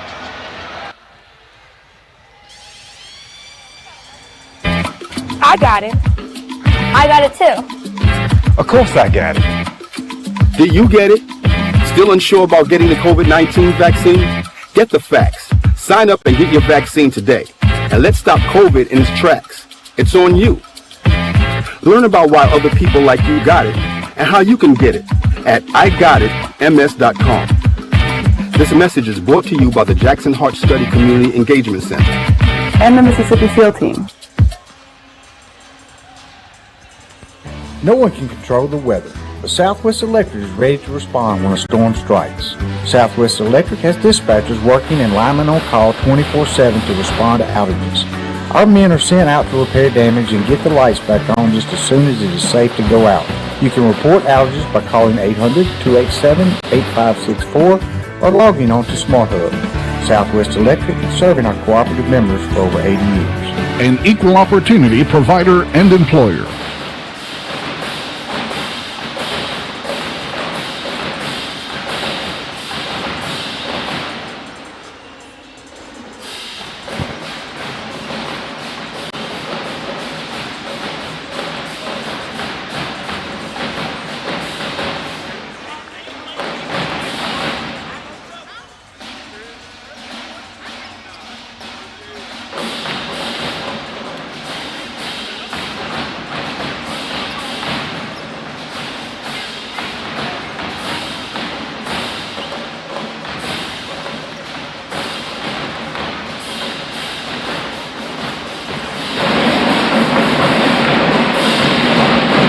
Lady Braves were down 14-6 at the end of the first quarter in a 15-9 second quarter for the Lady Braves, and they were only down 2 at the break. But Valley outscored Alcorn 22-10 in the third, and by 1 in the fourth as Valley won 62-47. For the Lady Braves, they shot 15 of 51, 29%, 4 triples, 13 of 19 from the free throw line, 37 boards, 25 turnovers, 10 steals, 10 assists, and 3 blocks. They were led in scoring by LaRae Rasco with 15, Tanae Griffin with 14, and 11 points for Kayla Billo, 3 points for Claytor, a couple by McAlfia and Watkins. For Valley, 23 of 65, 35%, 6 triples, 10 of 12 from the free throw line, 46 boards, 21 turnovers, 13 assists, and 11 steals. 3 players in double figures, led by ETN with 14, Mahoney with 12, and to round out the scoring, Sarah Moore with 10 for Valley. Valley won the points in the paint, 28-16, points off turnovers by 4. Lady Braves won the bench, 27-11. Valley led by as many as 18. Lady Braves' only lead was by 2 in the first 40 seconds of the game. So that'll do it here from the Whitney Arena, where the Lady Braves fall 62-47. Nate Kilbert will join us at halftime of the men's game, which is coming up after this 1-minute timeout. Pre-game coming up in 1 minute. This is Braves basketball.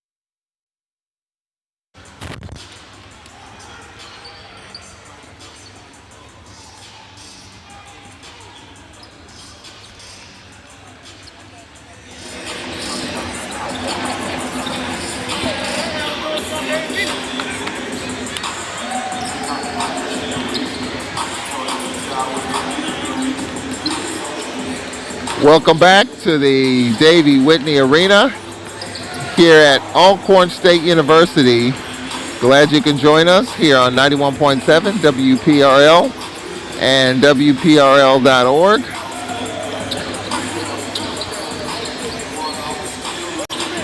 Coming up, the men's action. You know what's at stake. The Braves 12-4, half game up on Texas Southern, who's idle tonight. 12-5. A Braves win tonight, they will claim at least a share of the regular season title. A win on Saturday, they will be the 1 seed and be the outright champs. So that's where the Braves are right now. Texas Southern, 1 game left at Prairie View, against Prairie View at home on Saturday. They're off. Prairie View and Texas Southern, they're off tonight. Got a chance to catch up with Braves head men's coach Landon Bussey on the pregame, kind of review the Texas swing and what it's going to take to get to the final hurdle here in this regular season, in which the Braves control their regular season fate. Welcome back to the Whitney Arena here on the beautiful campus of Alcorn State University. Championship basketball. And speaking of a championship is right there for the taking here tonight and or Saturday night. Braves get it done here on this court. They'll be hoisting another banner here. Many of them hoisted here. And I've seen many of them hoisted here. And if the Braves can get it done tonight, they'll hoist another one here.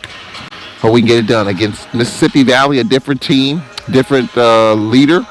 George Ivory is the interim coach at Mississippi Valley, taking over for Lindsey Hunter, who's on administrative leave. The first go around, we saw Caleb Hunter. We didn't see him the other night. So let's talk a little Braves basketball with head coach Landon Bussey. Coach, 72 hours ago, got it done against Texas Southern.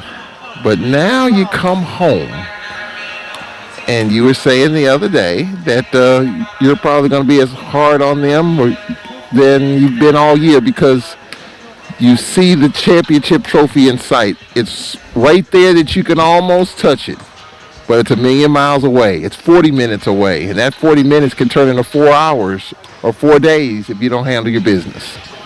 Well, I've been telling you all year, Mr. Charles, my team and we're just so comfortable on the road. So just to be honest with you, I was very more worried about Valley and Pine Bluff at home than Texas Southern and Prairie View on the road. Just because, my guys, like I said, the level of focus and how hard they play on the road is completely different. It's completely different. So that's my job, just to figure it out, for them guys to come out here today and bring that same energy and effort like they did Monday and Saturday. I was, way more concerned about, this weekend than last weekend. Last night I didn't get much sleep. Just really, really worried about, just not worried, just want my guys to come out here and put on a show for these fans. And, they deserve that. They deserve to see, Alcorn Brave basketball just being dominant. They haven't saw it in 20 years, so they deserve a good showing tonight of just great effort. And so, I've been talking to my team about it yesterday, today, shoot around, film. It's going to be a short leash tonight. Normally, I'm here at shoot around when you're really kind of doing the fine tuning and the finishing touches on the game plan. So I wasn't here. Now that I think about it, I hate that I wasn't here, because I'm sure the level of intensity in your eyes was about as intense as it's been all year because of what we have at stake. And it's very easy at home. And you hate to say it, because normally when teams are pretty good at home, you don't have to worry about whether or not your team comes out and plays well at home. But we know what the history has said throughout the course of this season. We have stubbed our toe here at home, and it's easy to take your foot off the gas. And it's your responsibility and the assistant coaches to make sure that doesn't happen. Absolutely. It's our responsibility to, find a way to win basketball games at home. We lost 4 games in conference. 3 of them have been at home. Yeah. We don't put on a good showing at home. The lack of focus, it completely drops when we're at home. The lack of focus this weekend, just from the bus ride to practice to shoot around to the game day and the film, leading up to Prairie View, it was on a different level of focus. After the game, they enjoyed it, but that next day, Sunday, leading up to Texas Southern, the level of focus was on a level that we haven't been to yet. And that was the reason why we was able to come down there and have success. Our guys knew it was at stake. These guys have been, working so hard. And I have been pushing them to their max. And they are completely aware it's at stake. And they completely want this. So I expect for them, to come out here today and, just be dominant. What I mean be dominant is just be, try to win every 50-50 ball. Don't miss any, don't have any mental lapses on our defensive rotation, our assignments. Understand the scout report and dominate the class. And if you do those things, we'll be fine.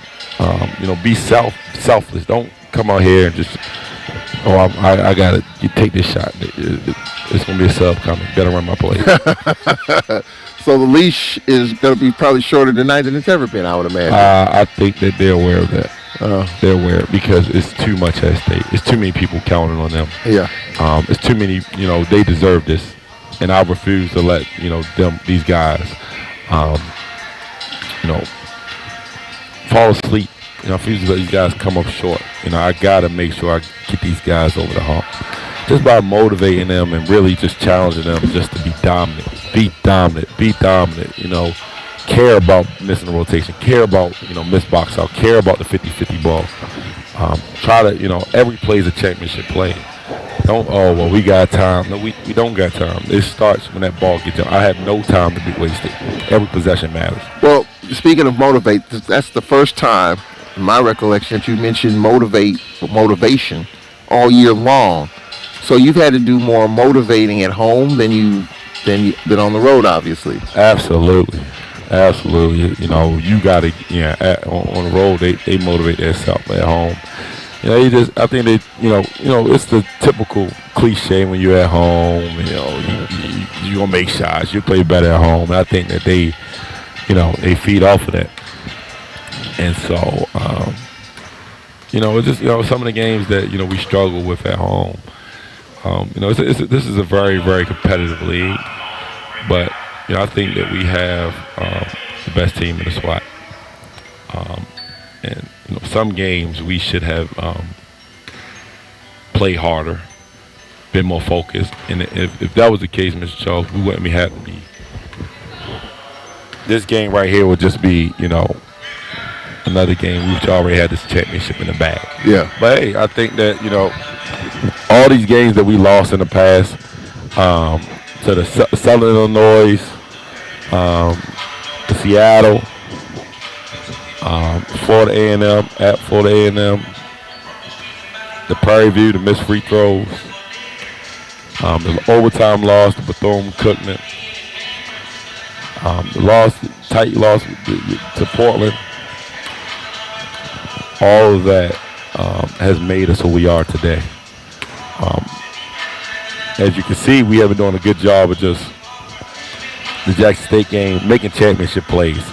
Because we've been in those situations before. Prairie View, find a way to make a play. I don't know what to tell you, but you better get a loose ball, rebound, deflection, charge. You got to find a way to make a play. And, of course, we don't want to be in that situation all the time. You would love to, everybody be relaxed and the crowd just enjoying themselves. You have 20 points with 2 minutes to go. Yeah. But is that going to happen? It hasn't happened. It hasn't. Yeah. So we put ourselves in this situation, and my guys have responded well.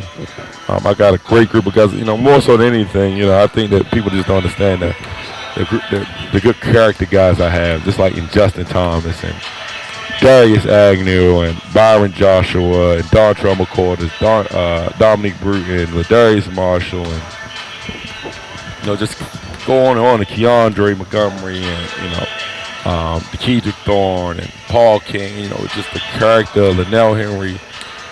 Otis Walker. We got high character guys who they care. They care about their future. They care about their legacy. They care about Alcorn, and they care about, doing something very special for this university. Well, we got another 40 minutes to try to do that, Coach, and let's look at Mississippi Valley. Obviously, you have your finger on the pulse of this team, and I know you have the finger on the pulse of Mississippi Valley, a different Valley team. Within the last week to 10 days, head coach Lindsey Hunter placed on administrative leave. George Ivory taking over the program. So the last time we saw this team, Coach, was back on February 7th. We won 79-71. And you talk about free throws. We missed 9 in that game, -1 on the boards. Caleb Hunter had a big game in that first go-round, but don't know if we'll see him tonight or not. But you still have Gary Grant, who had 16 versus UAPB. You got a kid in Waller who's the third best free throw shooter in the conference. Devin Gordon had 22 versus UAPB, a top 13 scorer. And Terry Collins had 16 versus UAPB. So this is a team that can score the basketball, Coach. And so defense, I'm sure, is going to be at a premium. Absolutely, it's going to be at a premium. Just hearing those numbers that you called out from last game, -1 on rebound and this 9 free throws, this is unacceptable. It's unacceptable. I mean, I hate to bring those numbers up to you, but we try to frame it in the sense that it's good sometimes, but then you got to throw the reality out there. And the reality is in that first meeting with Valley, we missed 9 free throws and it'll beat in. We were -1 on the boards. I mean, that should never happen because I think we're one of the biggest teams in conference. I mean, you think about it, besides Texas Southern, they're pretty big. Yeah. But Prairie View isn't that big. Jackson State, they're not that big, not as big as us. Alabama State, nobody is. Southern's not. Valley's not. Pine Bluff's not. Think about it, you got Darius Agnew, 6'8", big, strong, physical guy. Linnell Henry, who won 2 championships, who understand what it takes, and athletic guy who can get on the glass. Dontrell McQuarters, 6'7", athletic, premium athlete, and Ladarius Marshall, body built like a tank, and athletic, can jump out the door. That's unacceptable. So I didn't know that, but it's going to be cleaned up today. But those guys, T.J. Collins is a guy who can shoot the ball at a very high level. He's a guy who, you got to close out to. You got to be there on the catch. He's got to get going. And they say they just got guys who can, score the ball at a high level. The kid Grant, he had a great game against us. They had about 12 to 14 points, and we let him get to his strength too many times. So, well, this game, Coach, we all know what's at stake. The last couple of days, getting back from Houston, Tuesday morning, yesterday's practice and today's shoot around. Did you see the level of focus that you've been talking about for the last 10 minutes in terms of just getting locked in for one of the biggest games tonight in terms of winning this championship, winning the regular season? And by the way, for people who might not know, if we win the championship, it's postseason somewhere. NIT, if we don't win the tournament, or obviously win the tournament, we go to the NCAA tournament, NIT. So we got that. We've got that to look forward to. So some postseason basketball with a regular season championship. Mr. Charles, I've been here for 2 years, and I don't think you figured me out yet. I want the NCAA tournament. That's what I'm not even thinking about no postseason, NIT, CBI. I don't even know what that is. I'm trying to. My kids deserve to be in the NCAA tournament. Yeah. And so that March Madness is something that they can remember for the rest of their life. It's something that they deserve. It's something that they work for. And so right now we want to just focus on this regular season championship. We got 2 games. After that, we got to roll our sleeves up. We got to get a little more grittier, a little more grimier, and be a little more tougher. The grit and grime. I said that the other night. I think that kind of reflects this team, gritty and grimy. Yeah, Mr. Charles, it's hard winning a championship. It is hard. Don't think for 1 second that this journey has been easy. I mean, people might, it's been a quick turnaround, been here 2 years. Yeah, but I work. My guys work. And it is hard. It is hard. To win a regular season championship, and it's even harder to win the SWAC tournament championship. I've done both of them prior as assistant coach. It's hard. It's hard because the longer the season goes, a lot of upperclassmen start to realize that this will be my last time playing. Let me give it everything I got, and you're gonna get everybody best shot, especially when you're that number 1 seed. Everybody want to take down that guy, just like Texas Southern on Prairie View. For the past year or so, everybody wanted to beat Prairie View. In Texas Southern, you go down there, you got your target on your back. because when you're at the bottom, there's only one way for you to go up. When you're at that top, you can drop quick. Yeah. So we just got to continue to do what we're supposed to do, and I think we can do that. We can take care of business today. We can do something very special. We can we can be on national televised game and NCAA tournament. I can see you down there, Mr. Charles. Yeah, I'm ready, bags packed and ready to go. Speaking of ready to go, Coach, obviously heavy hearts. Agnew, there's Agnew lost his father, as you talked about, right before the tip-off of the Texas Southern game. What's on his mind? What are his spirits like over the last 2 to 3 days?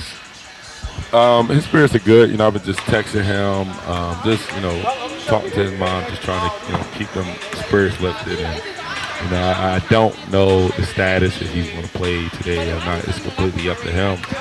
I don't know if he's going to be at the game. You don't really want to, it's kind of sensitive, so you don't know. You just want to let him, whatever he wants to do, I support.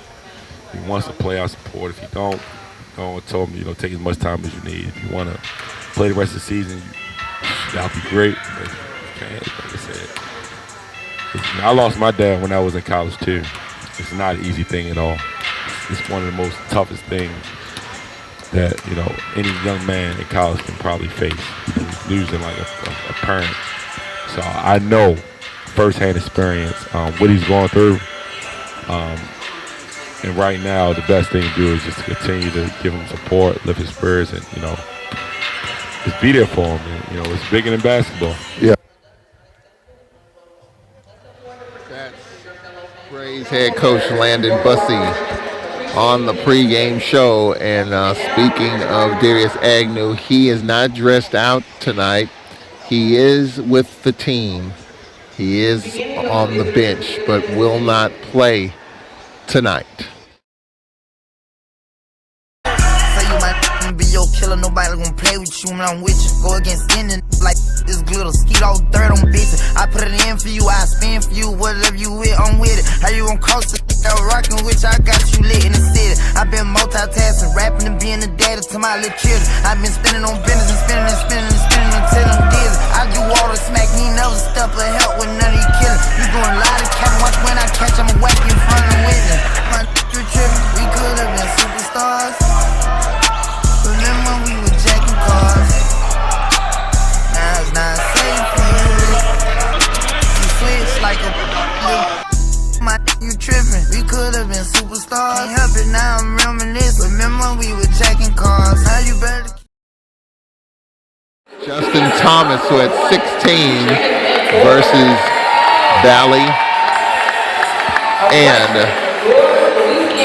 Joe Quarters getting the start for the Braves. So that's the lineup for Alcorn, for Mississippi Valley, a team under interim head coach George Ivory. David McCoy, the 6-foot senior from Meridian, followed by Gary Grant, the freshman from Queens, New York, the 6'6 freshman. Devin Gordon, the 6'4 freshman from Powder Springs, Georgia. Terry Collins, the 6'3 senior from Kenner, Louisiana, at 16 versus UAPB. And rounding out the lineup, Daniel Umo, the freshman from Nigeria. Gary Grant, 16 versus UAPB. Gordon, 22 versus UAPB, top 13 scorer. So that's the lineup for both teams. Again, for the Braves, they come in 12-4.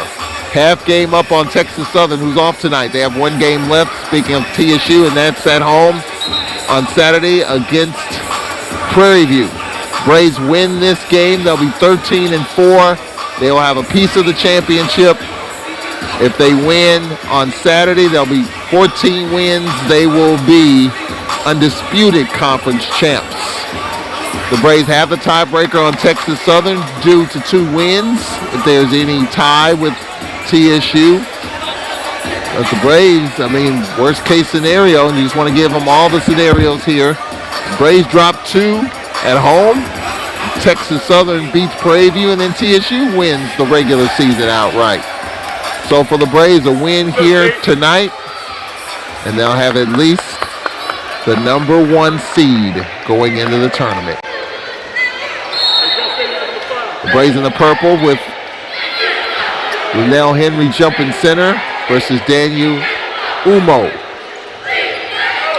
Tip won by Henry to get to the McQuarters, to Joshua, to Thomas. Braves in the purple, left to right on your dial to start. McQuarters top of the circle, Thomas left wing. Lady Braves lost earlier, 62-47. We'll talk with Nate Kilbert at halftime. Joshua for three, no. Rebound, Gary Grant at 16 versus UAPB the other night. Grant to the trailer, McCoy. Valley in the white, Braves in the purple.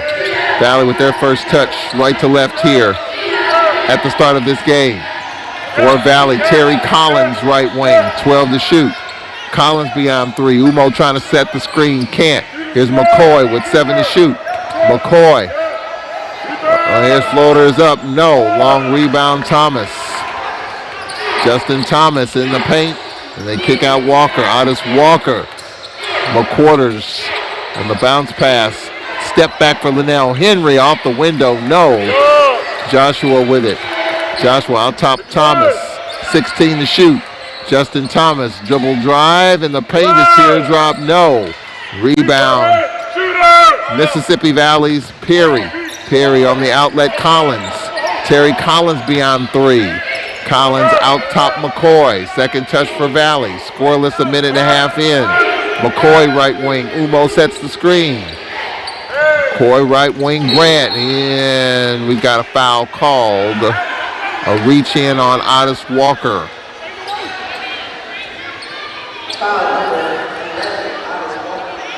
McCoy, baseline right of the bucket for Valley. Just underway, scoreless. We played a minute and a half. McCoy gets it to Collins for three. Got it. Left the shooter. Terry Collins triple. Puts Valley up 3-0. Thomas for the Braves. Dribbles to the right wing. Thomas, the short right corner, lays it in. They cleared out for him, and Justin Thomas, who had the 40-foot heave last Saturday against Prairie View, makes it 3-2. Here's McCoy. Nice look inside. Umo lays it in. The big man, Daniel Umo, and already Landon Bussey. Going to make an early substitution. Umo, the 6'9" freshman from Nigeria, is going to bring in a fresh five. And we have to pull up Linnell Henry. No, Linnell got it back and lays it in. Timeout, Landon Bussey.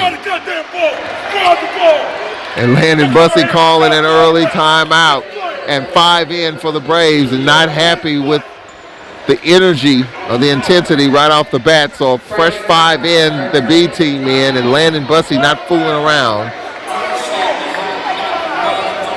So Landon Bussey getting an early timeout is going to bring a fresh 5 in the first 2.5 minutes. Now, he had said it. He said it on his show. He said it the other night, how he's going to be really hard on this team because we're almost at the finish line. Playing at home. And it's really tough, a tough conversation when you talk to Landon Bussey about playing at home. He feels like his team is more focused on the road. We've dropped some home games. And he is not happy as Kadrian Thorne will check in. Dominic Bruton will check in. Mike Pajud will check in. Darius Marshall and Keandre Montgomery. 2.5 minutes in, Valley with a 5-4 lead and the basketball. McCoy fronted by Bruton, 16 to shoot. Gary Grant right wing, back pedals, they spread the floor, 12 to shoot. Grant going right, is shot off the window, no. Umo tried to tip it, could not. Now Marshall on the outlet pass deflected. Umo with it's going to be over and back. 2:51 in, Valley 5, Alcorn 4. Well, this is probably the second time that I can recall that Landon Bussey has had to take an early timeout, make early mass substitutions. And last time I remember that was at home. So Thorne gets it to Bruton. Bruton fronted by Grant. Well, we're seeing a man-to-man by Valley. George Ivory used to coach at UAPB. He's a 2-3 zone man. I guess didn't have time to install that 2-3 zone with the short time. Bruton, short right corner, cut off on the right baseline. Dumps it into Pajou. Pajou's pass thrown behind Montgomery, and we've got a shot clock violation. 3:12 in. Sluggish start here in the first 3 minutes and change. Valley with the 5-4 lead. Second time they've had the basketball with the 1-point lead. McCoy fronted by Montgomery. McCoy top of the circle. Now fronted by Bruton. Now here's a 3-ball. Collins, no. Rebound Bruton. Dominic Bruton for the Braves. Bruton on the left side, Thorne. Thorne in traffic, dumps it off. Pajou fouled. Good hard play there. And a foul calls with Darius Marshall. And a foul called on Umo, his first. Free throws coming up for the Braves. Marshall at the line for the Braves. Free throw is up, and it's good. With Darius crunching Marshall, 75%. This is just his 5th free throw attempt with that make. So Marshall ties the game at 5. Second free throw coming up. A&M leading Grambling 25-19. Game in Huntsville. Second free throw coming up for Marshall, and it's too long. So 1 of 2 for Marshall.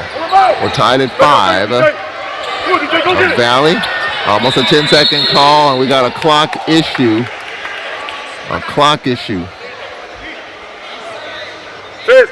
So a little inbound on this here side.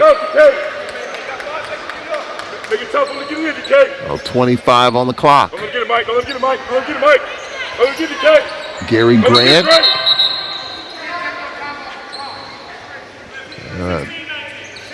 16-19 on the clock. Valley 5, Alcorn 5. Go. Gary Grant. Grant gets it to Collins. Terry Collins on the baseline, falling out of bounds. Dumps it off to Grant. Grant to McCoy. McCoy, right side Grant. Gary Grant just puts it up. No, ball back tapped. And for the Braves, Dominic Bruton. Bruton going coast to coast. Bruton with the floater with the left hand, and it's good. Dominic Bruton puts the Braves up 7-5. We got a timeout coming up here, the under 16. 7-5, the Braves with the lead. McCoy, left wing Collins. Perry, the lean, the floater up the window, no. On the back tap, McCoy with the teardrop, he's got it. 50-50 ball, Braves didn't get that, we're tied at 7. Bruton gets by McCoy. Bruton in space. Bruton to Thorne, open for 3. Too long. The ball deflects to Collins. Collins skip past Grant in the corner. 3-ball Perry, got it. Perry for 3 gives Valley a 3-point lead. 10-7, 5 minutes in. Well, this Valley team's not going to make the tournament. Definitely struggling. They're 2-14 in conference. George Ivory taking over. Something tells me that George Ivory might get this Valley job on a permanent basis when this is over with. Here's a pull-up. Bruton, no. Rebound, Grant. Grant on the skip pass. Collins to the trailer. Perry. And now we've got a foul call, travel called on Grant. We got a timeout on the floor. First media at the 14:35 mark of the first half. Valley 10, Alcorn 7, 14:35 remaining. We'll take a break. We'll be back. This is Braves basketball. My part-time service in the Army National Guard makes it possible for me to be more for the community I call home. I'm a better neighbor because my service has taught me how important it is to be a team player. My training helps me in my classes when I give attention to detail to the task at hand. My service in the Army National Guard allows me to keep my country safe from threats.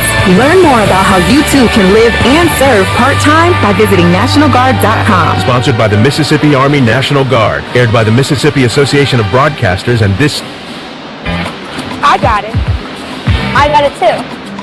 Of course I got it. Did you get it? Still unsure about getting the COVID-19 vaccine? Get the facts. Sign up and get your vaccine today. And let's stop COVID in its tracks. It's on you. Learn about why other people like you got it and how you can get it at IGotItMS.com. This message is brought to you by the Jackson Hop Study Community Engagement Center and the Mississippi SEAL Team.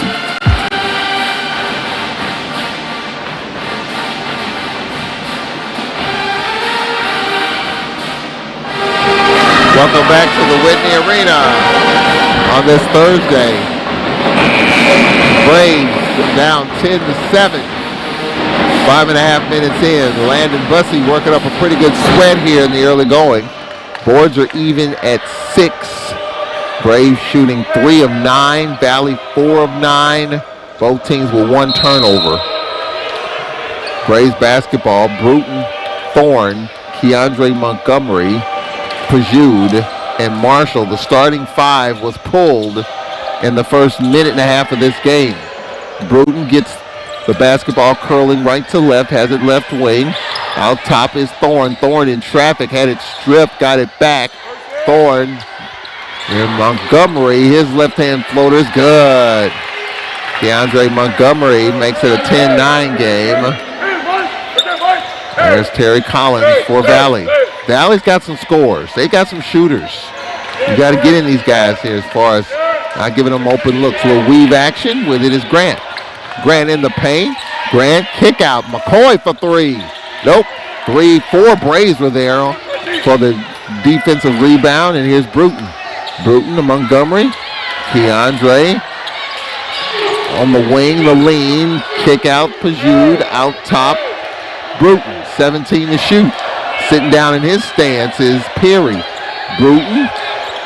Try to step back. Nothing there. Here's Montgomery, a deep 3. No.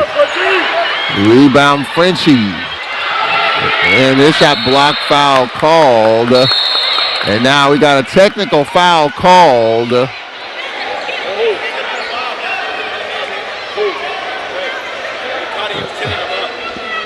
A technical foul has been called. And Montgomery says, me? Now, Keandre Montgomery against Prairie View's call for a tech. I think it's the 3rd tech I can remember. So let's unravel this here. So George Ivory III just checked into the lineup. Initially called for a foul, but then we got a technical as well. And this might be on Keandre Montgomery. And Landon Bussey's not liking that. You've got to keep your composure. He has been saying that all year long. So as they unravel this here, both teams to their respective benches.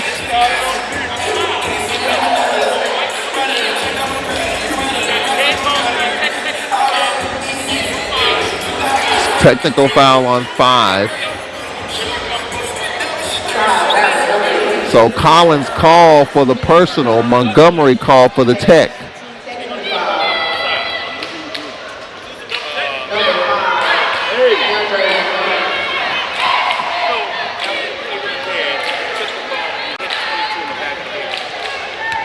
Referee is saying after the whistle was blown, Keandre Montgomery took the basketball and hit Collins in the back of the head.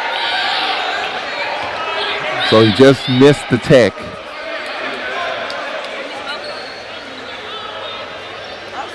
And now we got free throws coming up here for Alcorn, and it will be Dominic Bruton.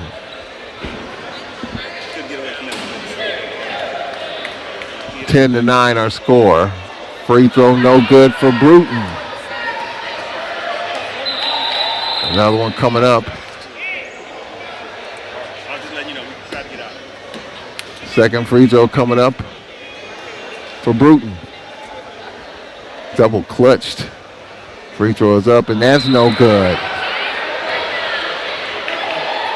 Not the type of start that Landon Bussey's looking for. Had to pull his starting five, go with the second unit, and the second unit has not come off the floor. You're talking about Thorne, Bruton for the Braves, Pajud, Marshall, Montgomery. That's the second unit. He pulled the starting five a minute and a half into the game. And the second unit is still in for the Braves. Just trying to provide a spark, some energy. Valley with an 11-9 lead. And Landon Bussey just shaking his head. I think now the officials converge at midcourt. And they're still trying to converge here.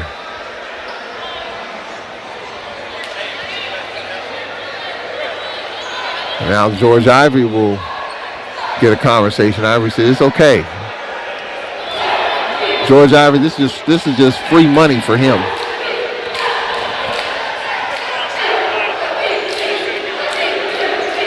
Oh, I think they had the wrong guy at the line, actually. It wasn't Dominic Bruton. It was Marshall should have been at the free throw line. So Marshall at the line for the Braves. First free throw's up. No, that's another miss. Second free throw coming up. Second free throw coming up. Landon Bussey said he couldn't get any sleep last night. I mean, you would think, with everything at stake as Marshall hits the second. And I would have assumed that, that Texas swing he didn't get any sleep. But he said last night he didn't. Concerned about coming home and not bringing the energy. And that's kind of what's happening so far. The second unit in. George Ivory the third in the lineup. Grant, right wing. Grant on the kick out. Perry. Here's Ivory for three, and he rattles it home. George Ivory the third. And that for Valley is their third triple, and the Braves are down 10. 14-10 with 12:53 left in the first half. And Montgomery called for steps. So Valley by 4, 12:50 left. The Braves come into this game a half game up on Texas Southern, has the tiebreaker. A win tonight, the Braves will have at least a share of the regular season title. They win tonight, and Saturday night they win it outright. Here's a three, no good, in the corner by Collins. Bruton saved it to Montgomery. 12.5 left in the half. 14-10 Valley. Bruton on the attack. Kicks it out to Pajud. Falling backwards, and he gets it to Montgomery for a three. Too long. Long rebound, Thorne. Nice no look, but he threw it right to Egwer. Now Marshall on the skip pass. Montgomery going to the rack. Reverse layup, good. Montgomery, his second bucket.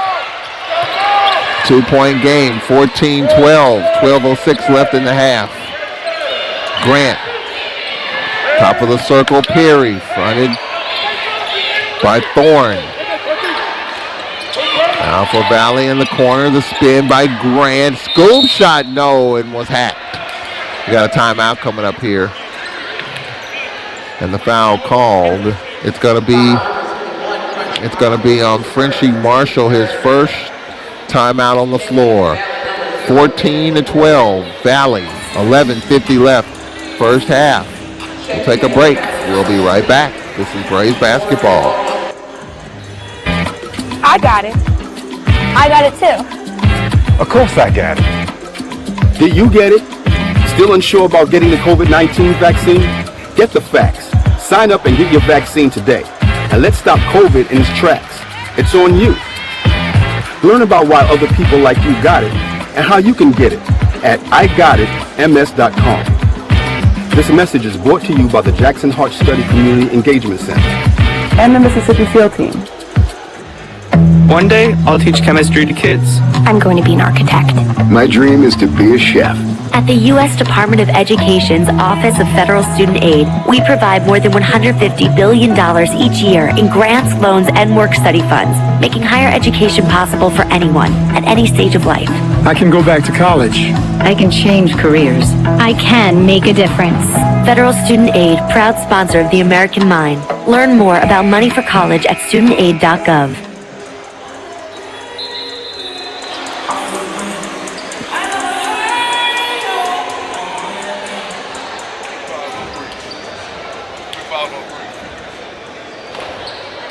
All right, so the starting unit, some of them back in. Keandre Montgomery stays in with Otis Walker, who started, Linnell Henry, Justin Thomas. So 3 of the 5 starters are back in the lineup for the Braves. Walker, Thomas, Linnell Henry back in the lineup. Gary Grant at the free throw line for Valley. First free throw is up, got it.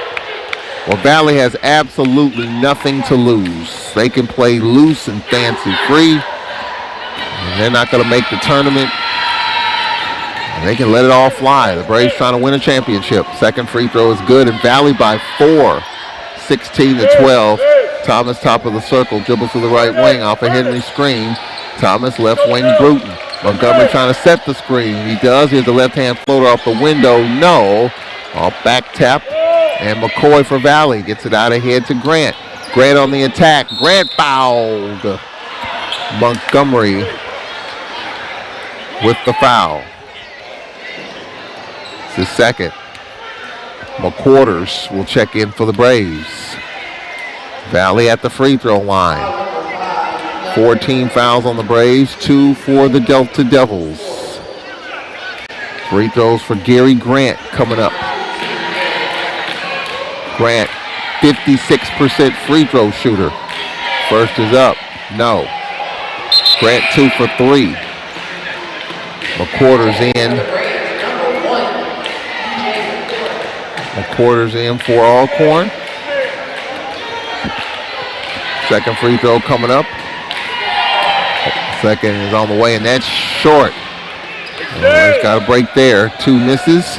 Brace down 4. Here's Bruton, kicks it out, and here's Walker for 3, and he's got it. Otis Walker rattles it home, and it's a 1-point game, 16-15. McCoy fronted by Thomas. McCoy double running at him. And on the skip pass, Perry. Perry on the attack. His floater up, no. And here's Otis Walker for the Braves. Walker to McQuarters, his pass, no one home, but Henry tracks it down. Henry to Otis Walker, right wing, and his 3 is short. And for Mississippi Valley, McCoy gets it out ahead. McCoy, right wing. McCoy, top of the circle, Perry. On the left side, Grant. Grant had it knocked away. Down the outlet, here's Bruton. Bruton lays it up. No, it was pushed. And the foul called. It's going to be on McCoy. That's his first.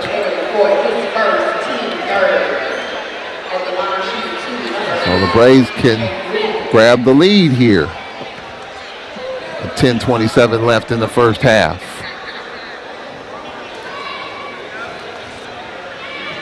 Bruton at the line. First free throw is up. No. The Braves are missing free throws here. Bruton 63% from the charity stripe. Bruton will have another. And the second one is good. 3 for Bruton. Joshua will check in for Bruton.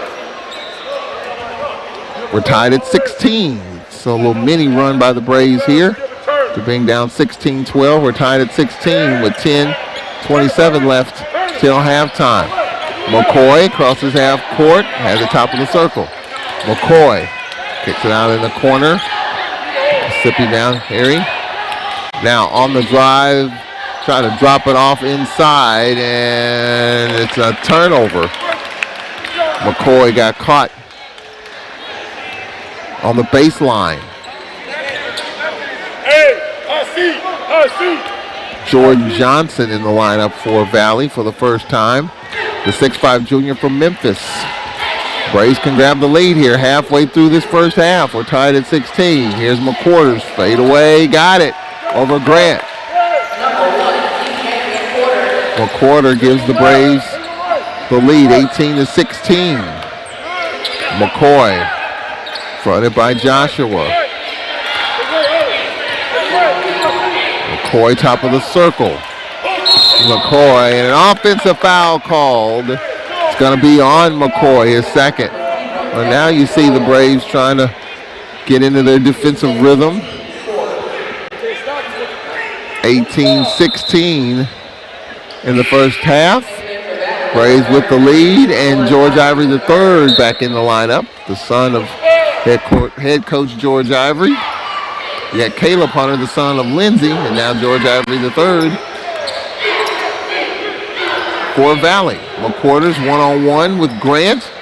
McQuarters driving baseline, and his layup is good. Good hard-fought bucket for McQuarters on the baseline, and the Braves on an 8-0 run and lead by 4, 20-16.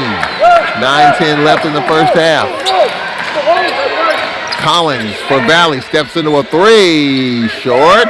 Ball tapped high in the air. Joshua with it, gets it to Thomas. Justin Thomas in the lane. His left-hand floater, no. Rebound Walker. This to Joshua, 17 to shoot. Nice ball fake by Walker. Pull up for three, no. And foul called as Joshua fouled. Jordan Johnson with the foul, his first.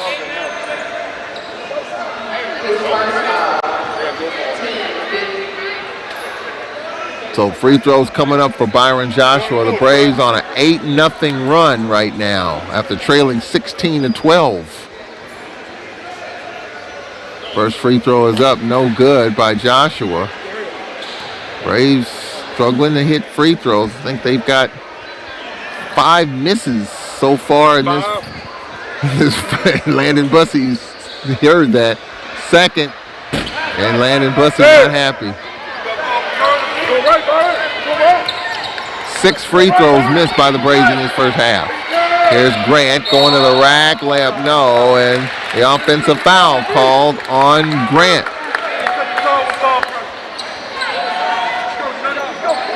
So I'm sure Landon Bussey not thrilled at the fact that his team is missing free throws, maybe picking up the defensive intensity here. Here's Thomas for the Braves in the paint, the teardrop, nope. The back tap, McQuarters. Fade away, short. Follow is up and it's good. That's Linnell Henry with the follow. Braves by 6 and on a 10-0 run. 22-16. 8:10 left in the half. For Valley, Collins, his floater is up and it's good. All the way to the front of the rack. Collins with his second bucket. He has 5. 22-18 with 8 to play in the first. Joshua to Henry, his reverse layup, no. Got it back, puts it back up and in. Henry puts the Braves up by 6. Just good hard work.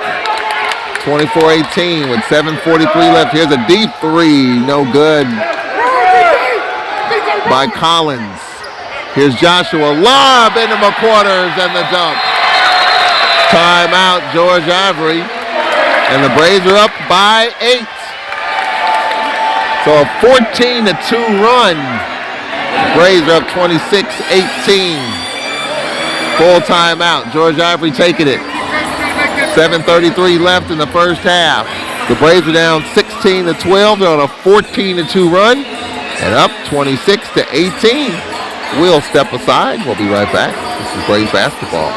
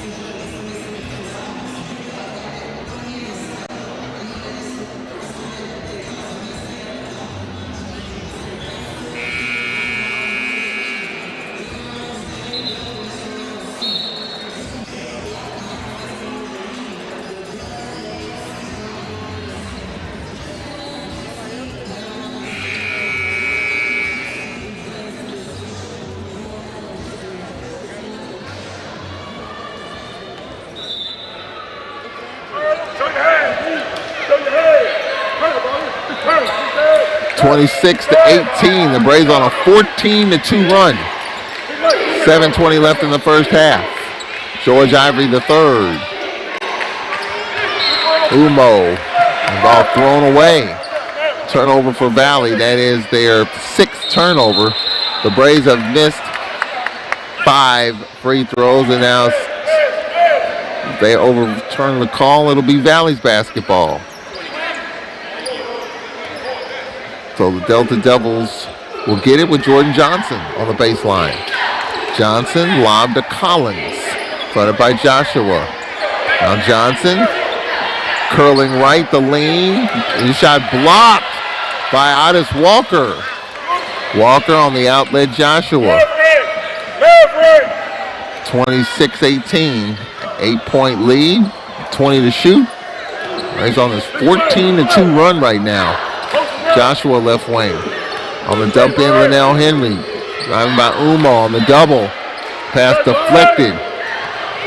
And for Mississippi Valley, Perry.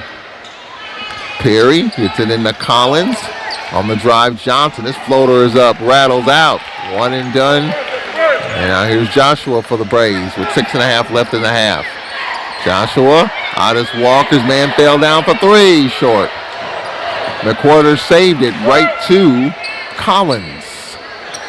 Collins for Valley. And on the corner, here's a 3. Good. 3 ball in the corner, Perry. And out the other way, McWhorter's with the layup, and he scores. And 1. So McWhorter's with the bucket. And the foul called on Perry. So McWhorter's his third bucket. Braves up by 7, 28-21. McCoy in and Grant in for Valley.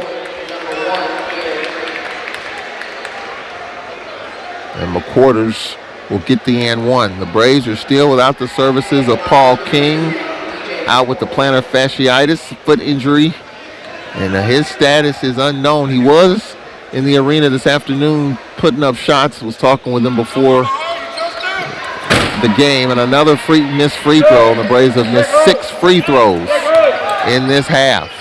Here's Collins in the corner. 3-ball Perry. Oh, good. And here is Thomas. Justin Thomas going to the rack. His floater is good. Thomas, his first bucket at 16 versus Valley in the first go-round. And the Braves on an 18-4 run and lead 30-21 with 5:40 left in the first half. You feel like the Braves are gaining control of this one. For Valley on the curl, Onsen. The pull up. No. Rebound Henry out to Thomas. Justin Thomas, pull up on the elbow. He's got it. Thomas puts the Braves up 32-21, and George Ivory's going to get another timeout. So timeout, Mississippi Valley. It's a 30-second timeout. So a 30-second timeout. So the Braves gaining control of this one after trailing 16-12. A 20-5 run. And the Braves are up by 11.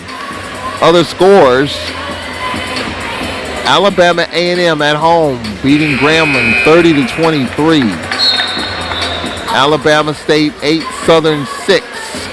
Pine Bluff over Jackson State 14-13.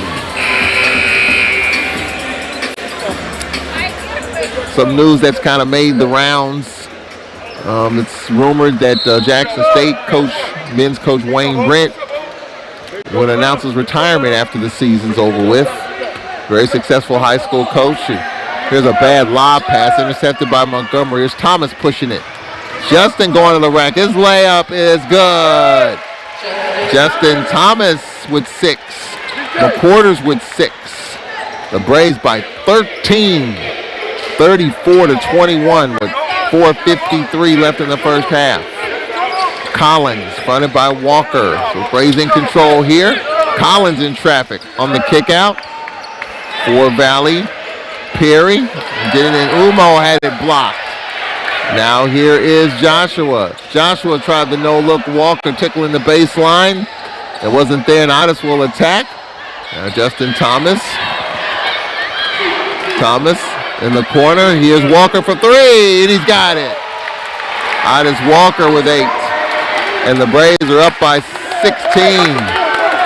37-21. 4:15 left here in the first half. Grant left wing. Grant fronted by Walker. Grant lost it. Here's Thomas. Out ahead, Joshua. And he stuffs it home. Joshua puts the Braves up by 18. 39-21. 18-point lead. 39-21. Now for Valley, McCoy missed 2 chippies. 3:42 left. The Braves up by 18. Here's Thomas. Thomas, no look inside. McQuarters. And he's called for steps. Timeout on the floor. The Braves by 18. I think the team got the message. 39-21 in the first half. Braves by 18. Remember, the Braves trailed 16-12 at one point in time. And the Braves definitely on a huge run right now, as the Braves on a 27-5 run. We'll take a 1-minute break. We'll be right back as the Braves are up by 18. A win, and they'll have a piece of the regular season championship. They can win it outright on Saturday. Remember, a win, they're 13-5. A win, they'll be 13-4, and they still have one to play. Texas Southern off tonight, they're 12-5. So a win tonight for the Braves, and they will, at the worst, share a regular season title. They can win it outright on Saturday. So we'll take a break. We'll be right back. This is Braves basketball. One day, I'll teach chemistry to kids. I'm going to be an architect. My dream is to be a chef. At the U.S. Department of Education's Office of Federal Student Aid, we provide more than $150 billion each year in grants, loans, and work-study funds, making higher education possible for anyone at any stage of life. I can go back to college. I can change careers. I can make a difference. Federal Student Aid, proud sponsor of the American Mind. Learn more about money for college at studentaid.gov. My son Aiden has asthma. Secondhand smoke has triggered his asthma so badly, he ended up in the emergency room and spent multiple nights in intensive care. Now he's on a whole bunch of medications.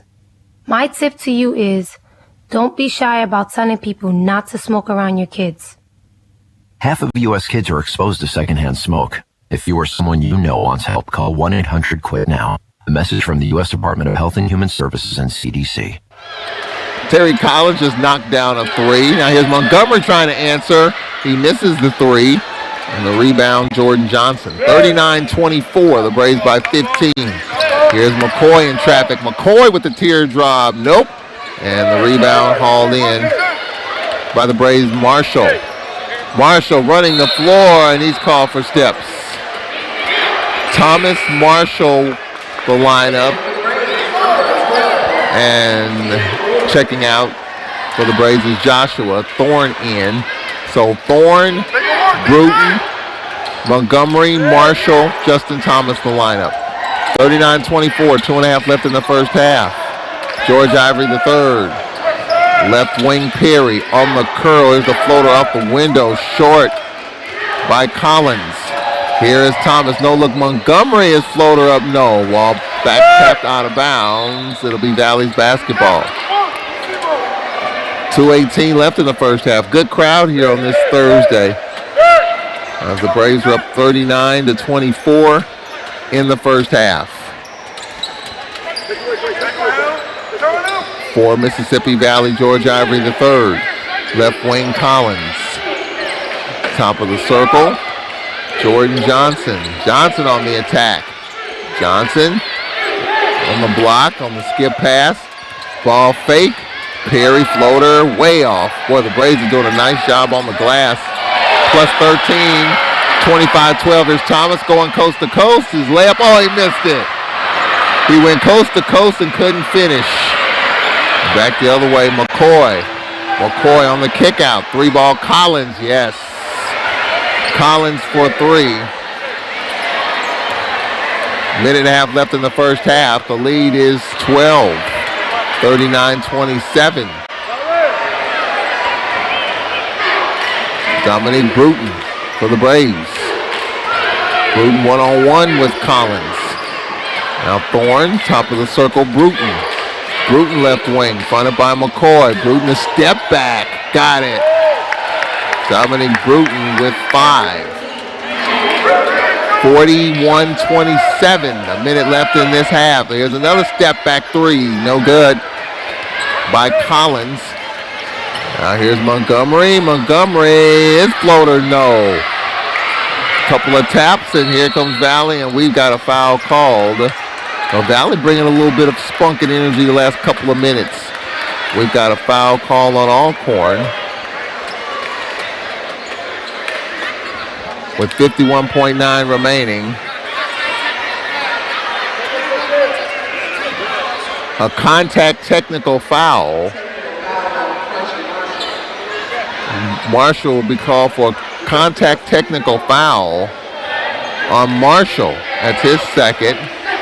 Free throw for McCoy. First is up. Got it. You'll have another. 41-28. Braves by 13.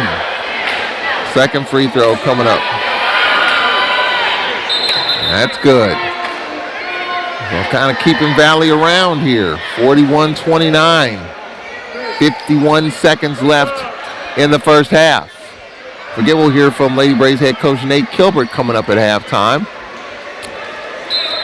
Pine Bluff winning at Jackson tonight, 27-21 with 7:15 left in the first half. Here under a minute left, Braves by 12, 41-29. McCoy right wing, McCoy on the attack.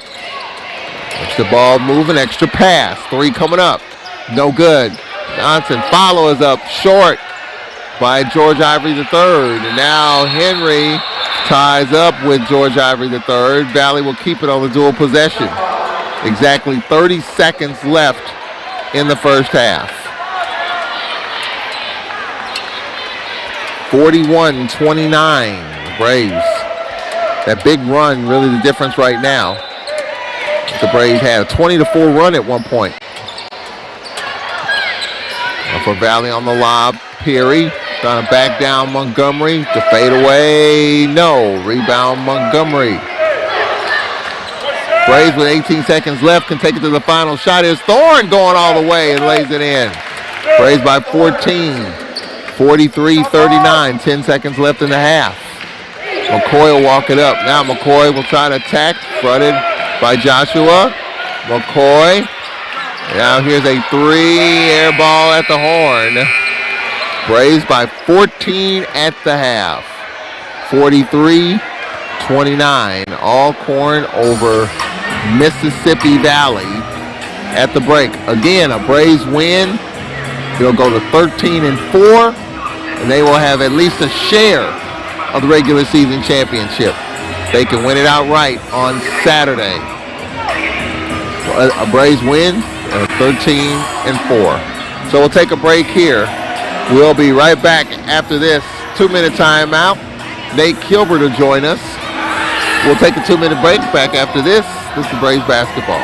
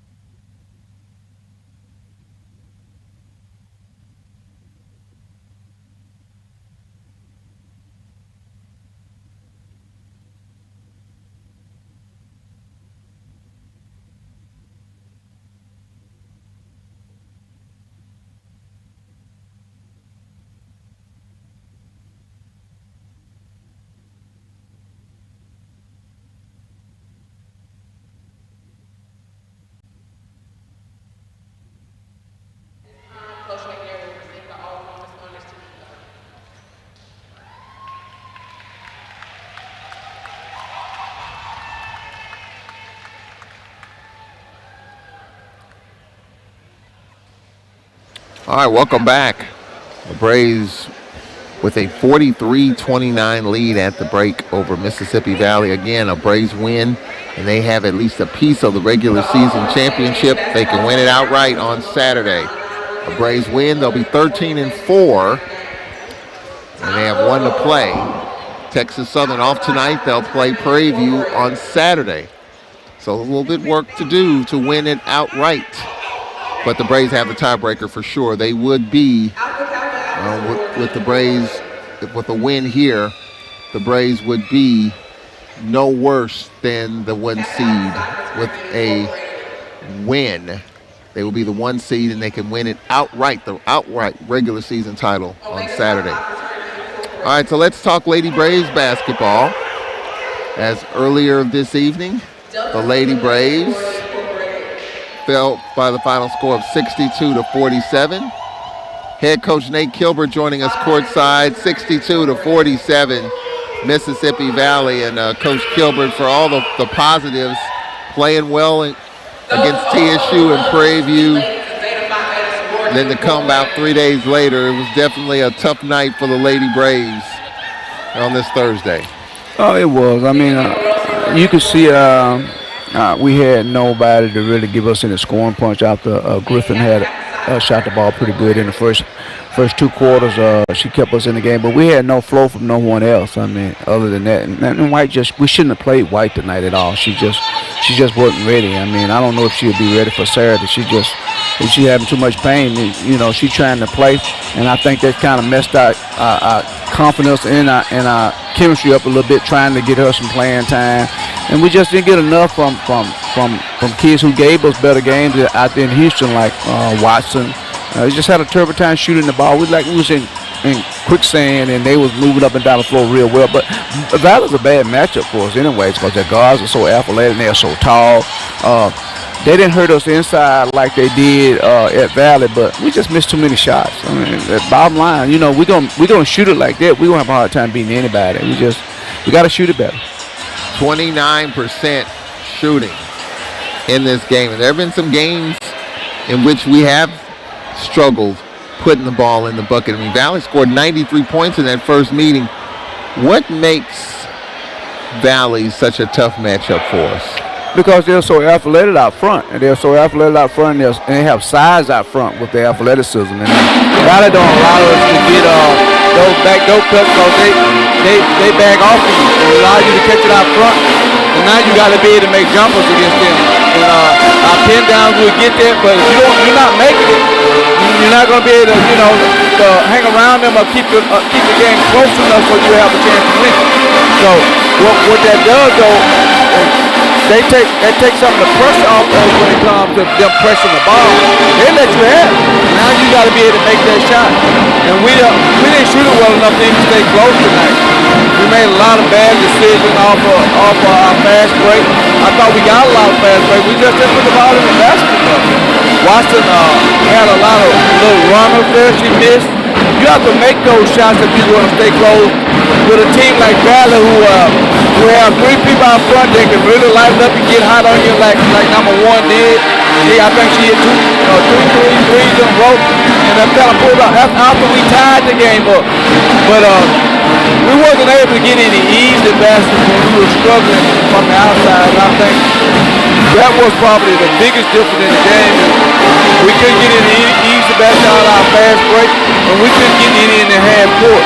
So when you're not getting easy baskets and you're not shooting the ball well, you're going to struggle, and that's what happened with us. Talk about what didn't happen on the board. -9, 46-37 on the glass. Well, we can actually live with that, because most teams out rebounding like that. But we got to do a better job of we can't give them that many offense. They got a lot of offensive rebounds tonight. We got to cut off on the offensive rebound. But the rebounding margin, I don't think would be fun. If we shoot the ball better, we still have a chance to win the game, regardless of how many rebounds they got more over us. But we just didn't shoot the ball well enough. As big as they are down low, I thought they would kick it inside and just wear us out inside, but they didn't really do that. Their guards shot the ball from the 3. That's what hurt them. shooting the ball from the 3 outside. And our decision making tonight was bad. I thought we did a real poor job of executing out of the fast break and running lanes. Just like I just felt like we was in quicksand, Charles. We didn't move well. But a lot of times that happens. When you have a real young ball club and one of your best kids who score for you ain't really up, she just ain't up to par when it comes to being healthy. You go through games like this, you have to find other ways to put the ball in the score put the ball in the basket. And we couldn't find that way tonight. I mean, we just looked frustrated the whole night when it came to the way we was playing. We just looked frustrated. And I think a lot of our frustration, the more shots we missed, the frustrated, they got even more frustrated. But that's what upperclassmen folks to be able to calm you down. We never got that from LeRae. We never got that from Ovello. We never got that from Neal. Those are the people that's got to calm you down, because our freshmen, they're not going to be able to do that. Right there, play hard on the game tonight, Yeah, I just think it's just, you have to be, first of all, you have to be in better shape than what we're in. We know we're nowhere near what we need to be to do some of the things with the roster that we have. We can't press like we really need to be pressed, being as small as we are, because people are not healthy.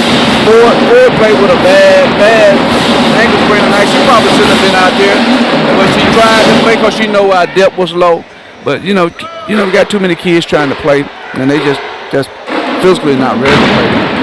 And the kids that are physically ready to play just had a bad game when it comes to shooting the basketball. Like Watson, Bella didn't shoot it well, but we need them to be able to step their game up. We have people out like White, Ford, not really able to do some of the things we need to do. It's just a tough night for us all around. Handling the ball, decision making, it was just bad all around. But like I said, I think Valley's just a bad night for us. We're too small to really contest their taller guards out front. And they shoot the ball well. I mean, they really shoot the ball well. The time they missed it, they got the offensive rebound. That's what you can't continue to let happen. When they miss a shot, you can't continue to get rebounds like that because they're going to make you pay for it.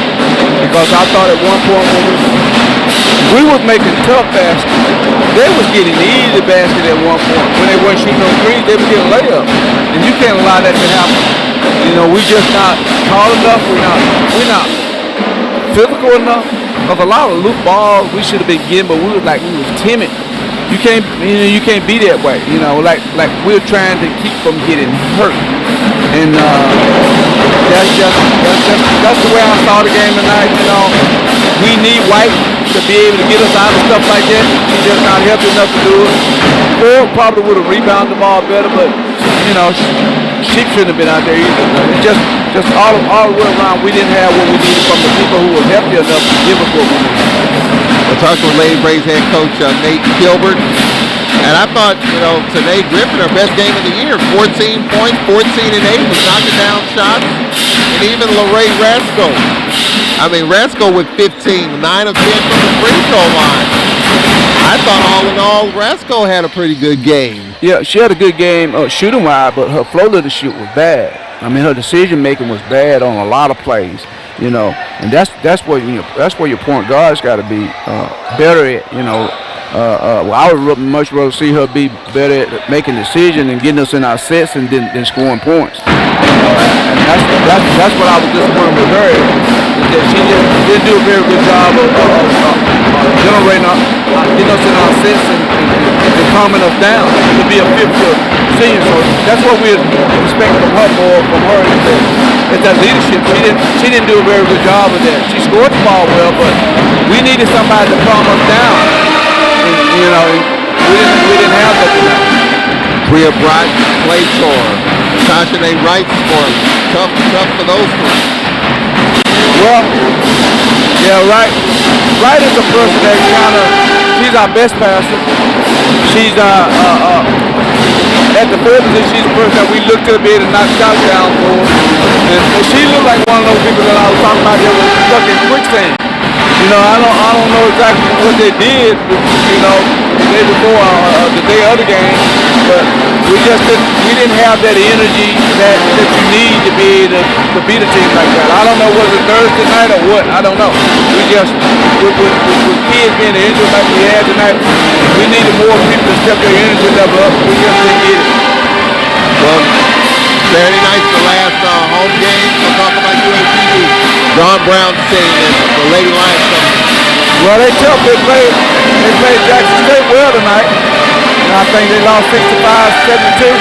So, but you know, Don them has, Coach Brown has a team that has a high-power offense too. They can score. You know, we match up a little bit better with them because they're a little smaller. But you know, Green, she's unstoppable. We don't have nobody that really can match up with her, especially with White being injured like she is or hurt like she is. It's gonna be a tough matchup for us. I mean, we're gonna have to decide which way we're going to play because I would hate to have to play half court like we did the last few ball games and have to play just their defense all the time. We need to get, especially when you're not shooting the ball well, we need to get to where we can get some easy baskets, you know, get some layups. But then you're playing into their hands because they want to play fast. Now, it's just difficult to see how we're going to be able to play and have a chance to win the game. We need to keep the score as low as possible to have a chance. So, I don't know. It's just going to be tough. We'll see on Saturday. Coach Gilbert, we appreciate it. We'll talk to you then. All right, Charles, appreciate it. That's Lady Braves head coach Nate Gilbert joining us as the Lady Braves fell 62-47. We'll take a 1-minute break, and we'll be right back with the second half. This is Braves basketball.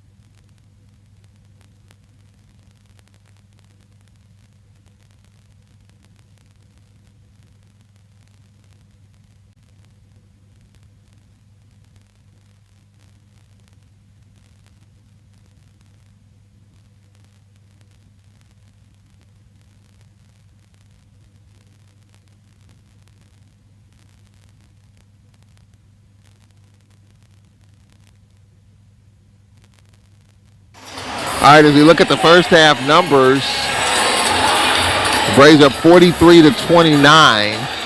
Braves shooting 48%, 19 of 39, 2 triples, 3 of 9 from the free throw line. That's concerning.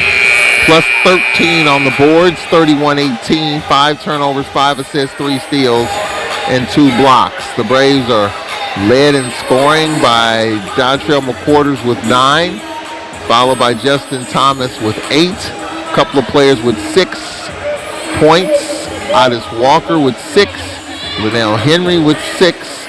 4 points for Keandre Montgomery, as well as Dominic Bruton. A couple for Marshall. For Valley, 9 of 34, 26%. They have 5 triples, 6 of 9 from the free throw line. And their leading scorer off the bench, Terry Collins with 12 points, followed by Alexander Perry with 6.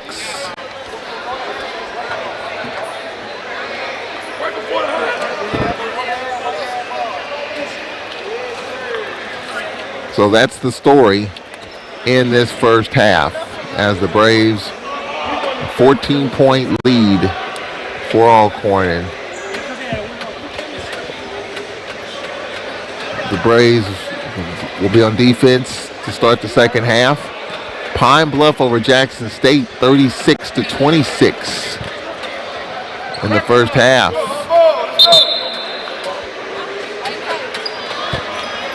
Grambling trails A&M 42-35. It'll be Braves basketball to begin the second half. Bama State 17, Southern 13 in the first half. Again, a Braves win, they will at least clinch a 1 seed with a win. They win tonight. They win on Saturday. They're outright regular season champs.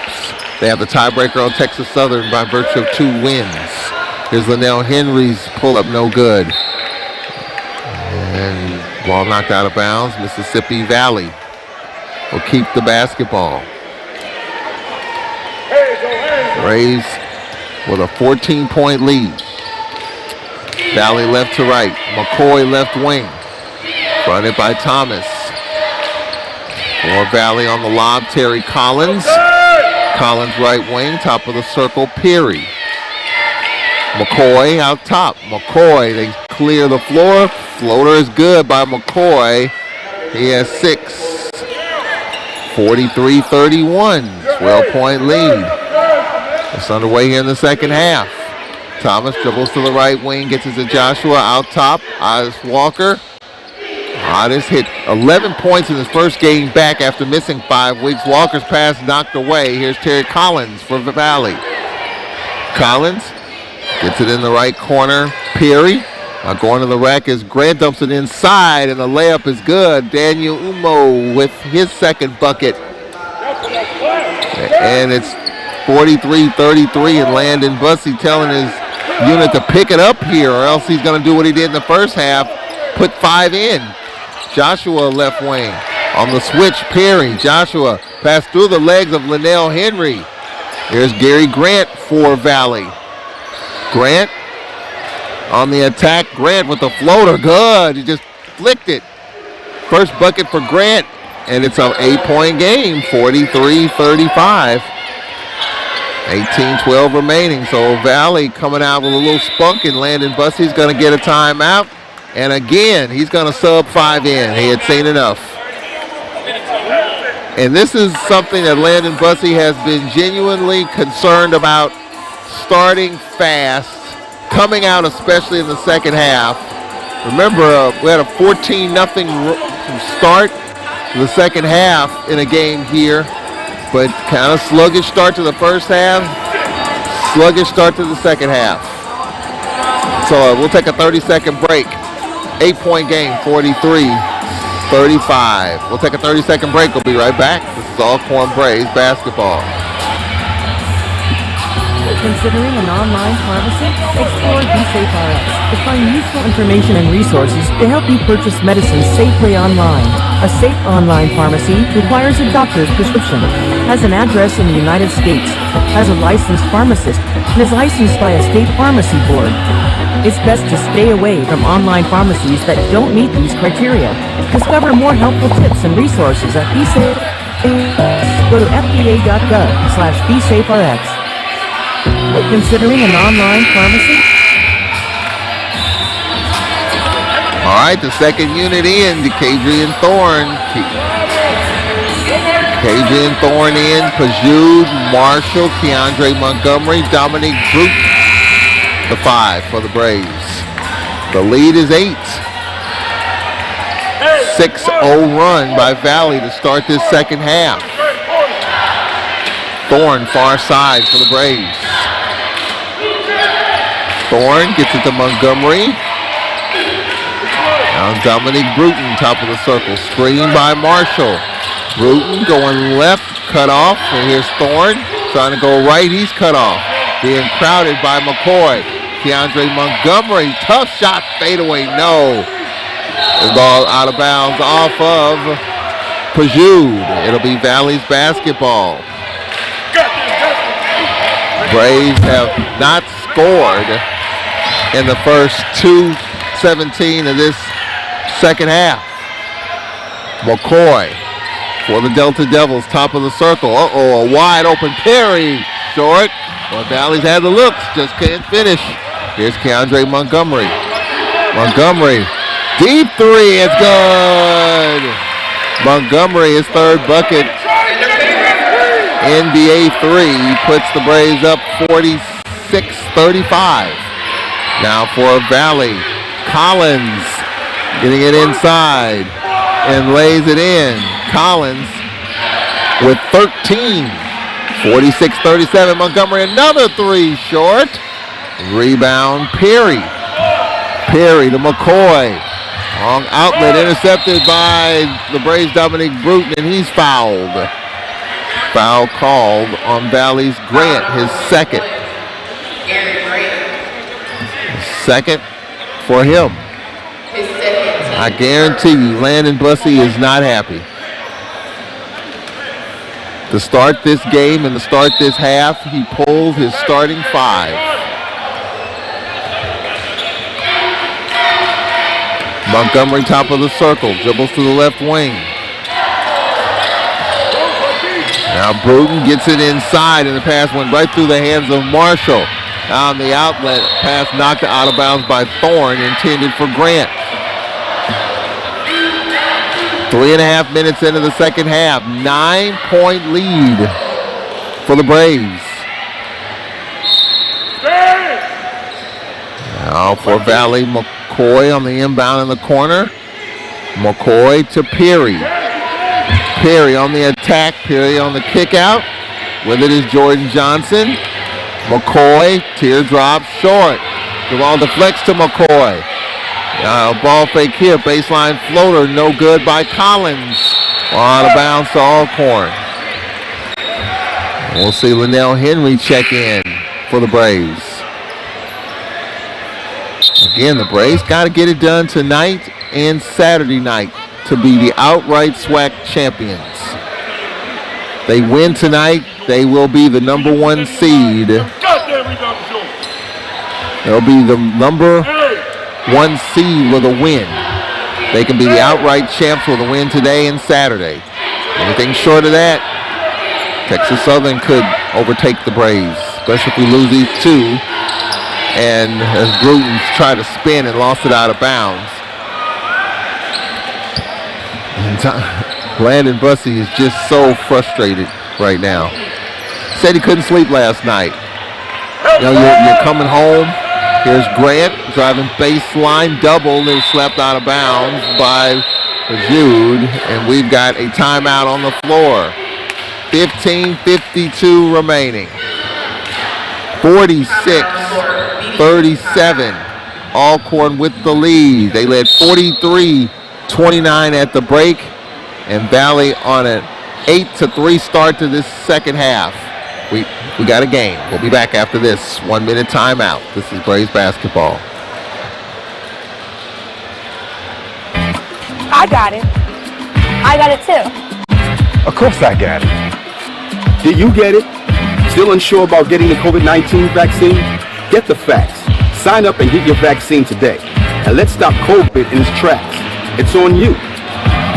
Learn about why other people like you got it and how you can get it at IGotItMS.com. This message is brought to you by the Jackson Hart Study Community Engagement Center and the Mississippi Field.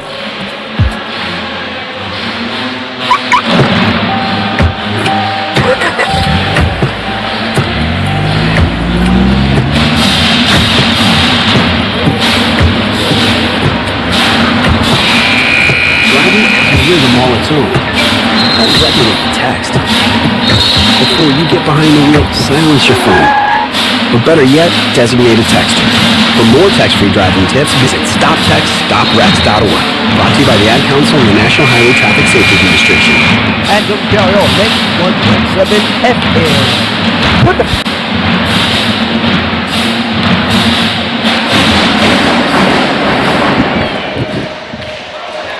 The Braves start out this second half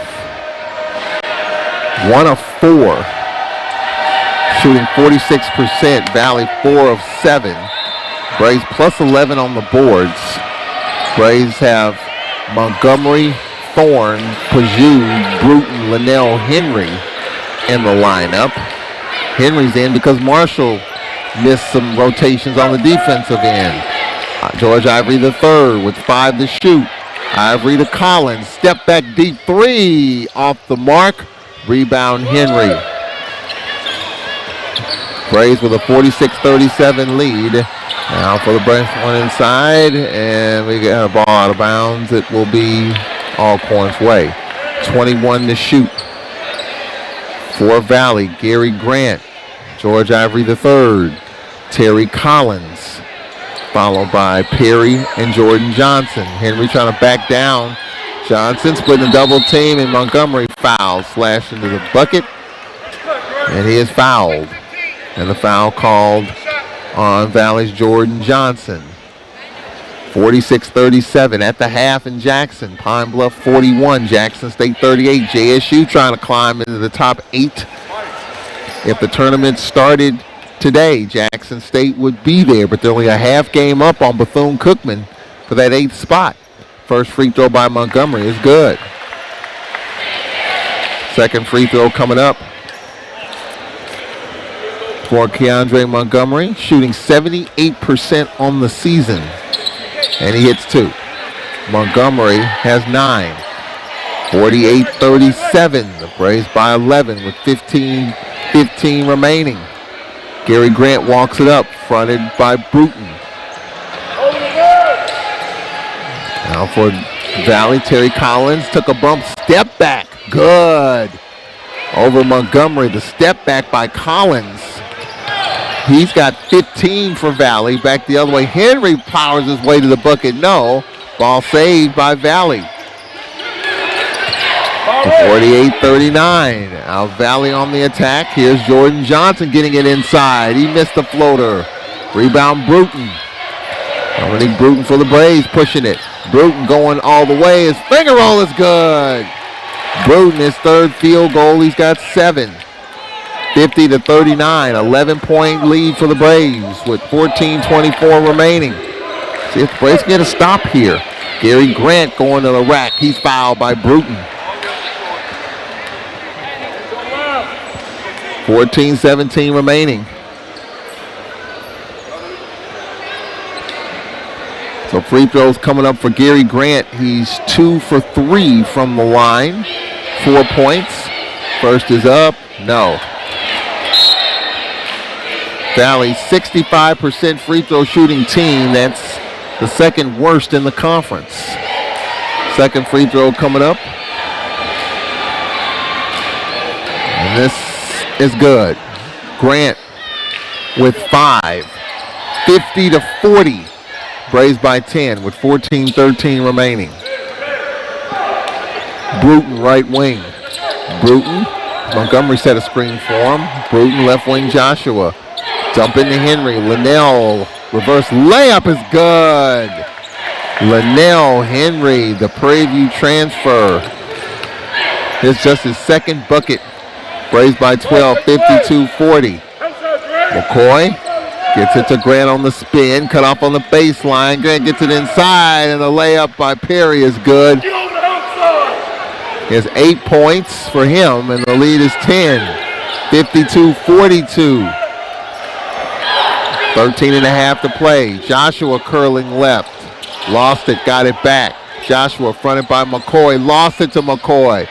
McCoy on the attack. McCoy drops it off inside. The finger roll short. Follow is up. No.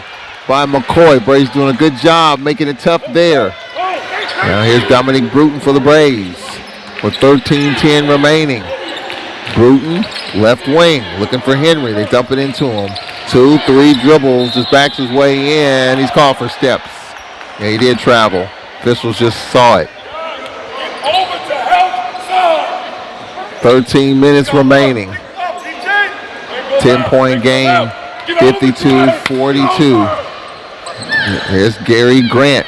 Grant left wing. Grant on the attack. Grant on the skip pass. McCoy. Otis Walker set to check in. 17 to shoot. Here's McCoy on the kick out. Here's a 3. Good. 3-pointer. Collins. He's got 18 for Valley. He had 16 versus UAPB the other night. 7-point game. Montgomery for the Braves, top of the circle. 52-45 with 12.5 to play. Here's Bruton for a 3. No. Long rebound. Joshua. Dominique Bruton again. The spin. Had it stripped. Here's McCoy. They got a 4-on-2. McCoy on the skip pass. Here's Thorne with the 2-hand dunk. Well, Thorne came up big right there. Here's Gary Grant. Braves up by 9. That was a big bucket. Grant in the paint. And taking it away is Henry. And we got a foul called.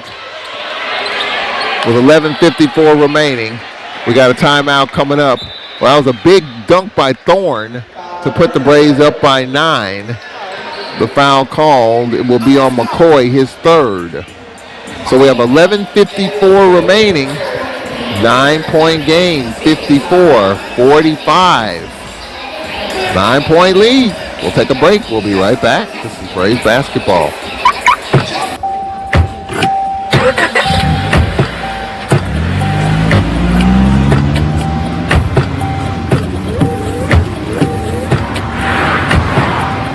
Driving has a rhythm all its own. Don't wreck it with a text. Before you get behind the wheel, silence your phone. Or better yet, designate a texter. For more text-free driving, StopTextStopWrecks.org. Brought to you by the Ad Council and the National Highway Traffic Safety Administration. And WPRL 91.7 FM. One day, I'll teach chemistry to kids. I'm going to be an architect. My dream is to be a chef.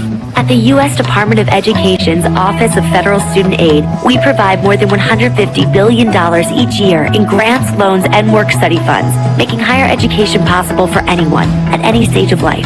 I can go back to college. I can change careers. I can make a difference. Federal Student Aid, proud sponsor of the American Mind. Learn more about money for college at studentaid.gov. The Braves have led by as many as 18 in this game.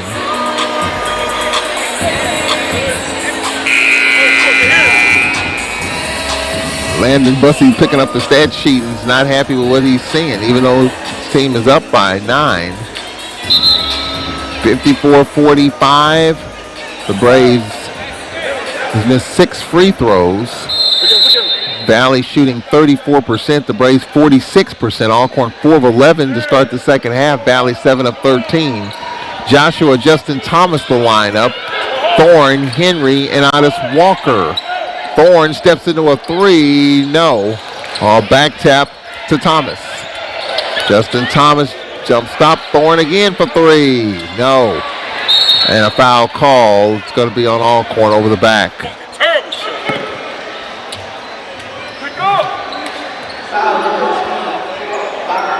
And a foul call on Byron Joshua, his first. 11 and a half minutes remaining. Braves by 9. McCoy fronted by Thorne. McCoy. And a bounce pass. George Ivory the third. Ivory. Gary Grant. Grant one-on-one with Henry. Grant plowing his way in. Kick out in the corner. Ball fake. Step back. Nothing there. So 9 to shoot. Good recovered defense on the perimeter. Now here's a deep 3. Grant way off. Valley kind of living from the perimeter from beyond the arc. Here's Thomas. Thomas, teardrop off the mark. Now here's Valley's Grant pushing it. Grant going to the rack, and his scoop shot is good. Gary Grant, his second bucket. He's got 7. 7-point game, 54-47, 10:40 remaining. Thomas left wing. Thomas, Otis Walker right side off the screen. Otis in the paint. Got to get out of the lane. Just a little teardrop short.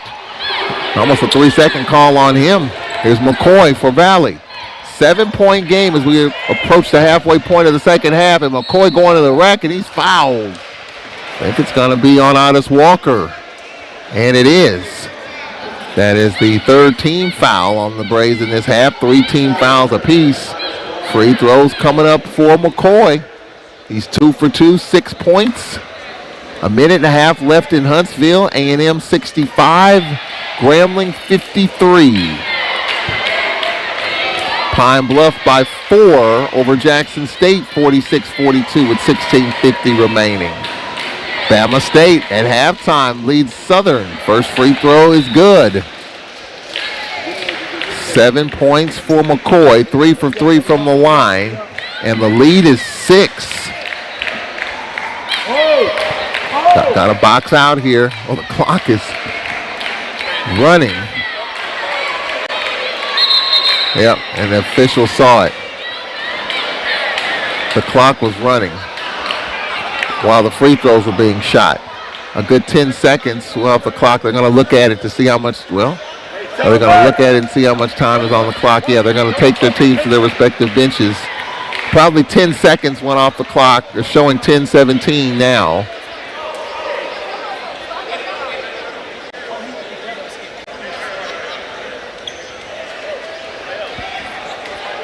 showing 10-17. I think that's how much time is left, if I'm going to guess. 54-48.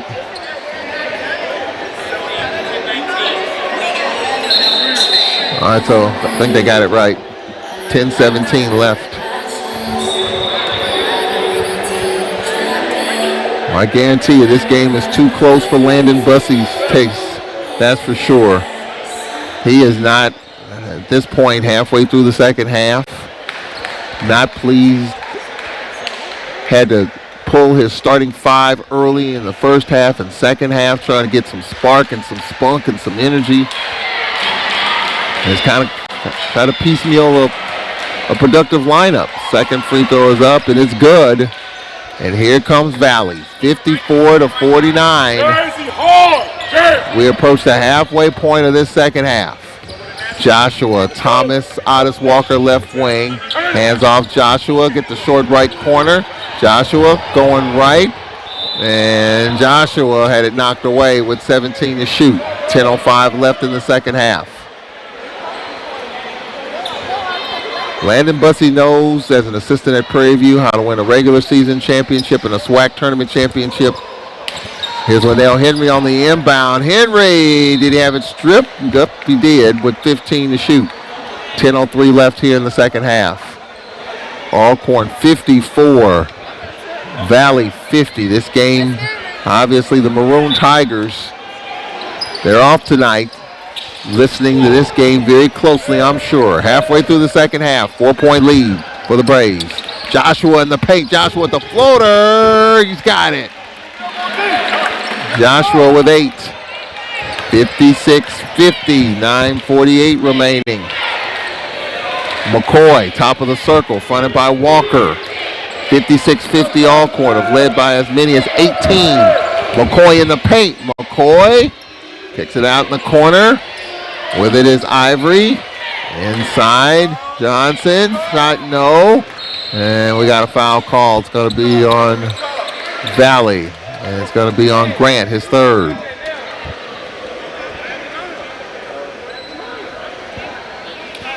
Again, a Braves victory, and they will be the #1 seed in the tournament. They claim at least a piece of the regular season title. A win on Saturday, they will win it all. John Aguirre in for Valley. 9:26 remaining. 56-50. Joshua hands it off to Walker. Gets it back to Thomas. A little weave action. Joshua out top. Joshua going right block. His pull up is good. Joshua's second bucket puts the Braves up 8.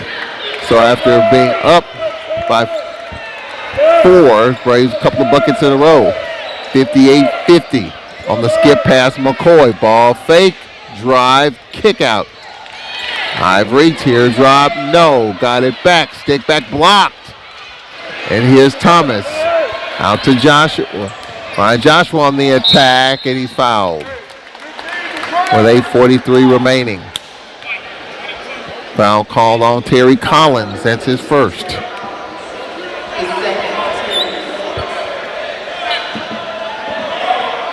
Joshua at the line.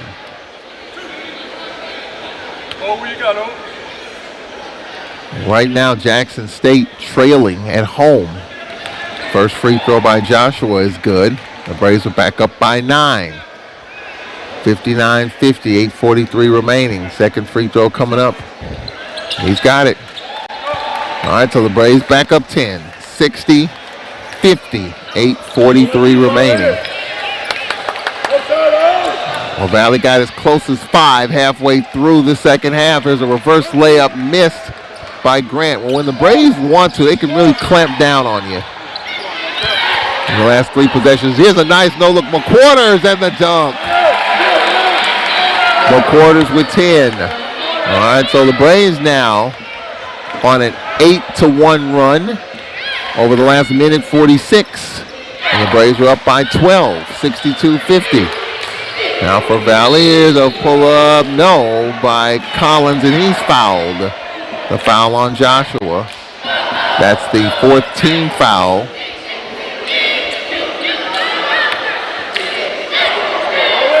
And some free throws coming up here for Terry Collins. 16 versus UAPB. He's got 18 in this game.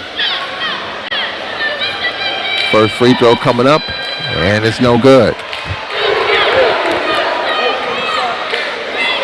Don't forget, we have Braves baseball tomorrow right here on the Braves Sports Network.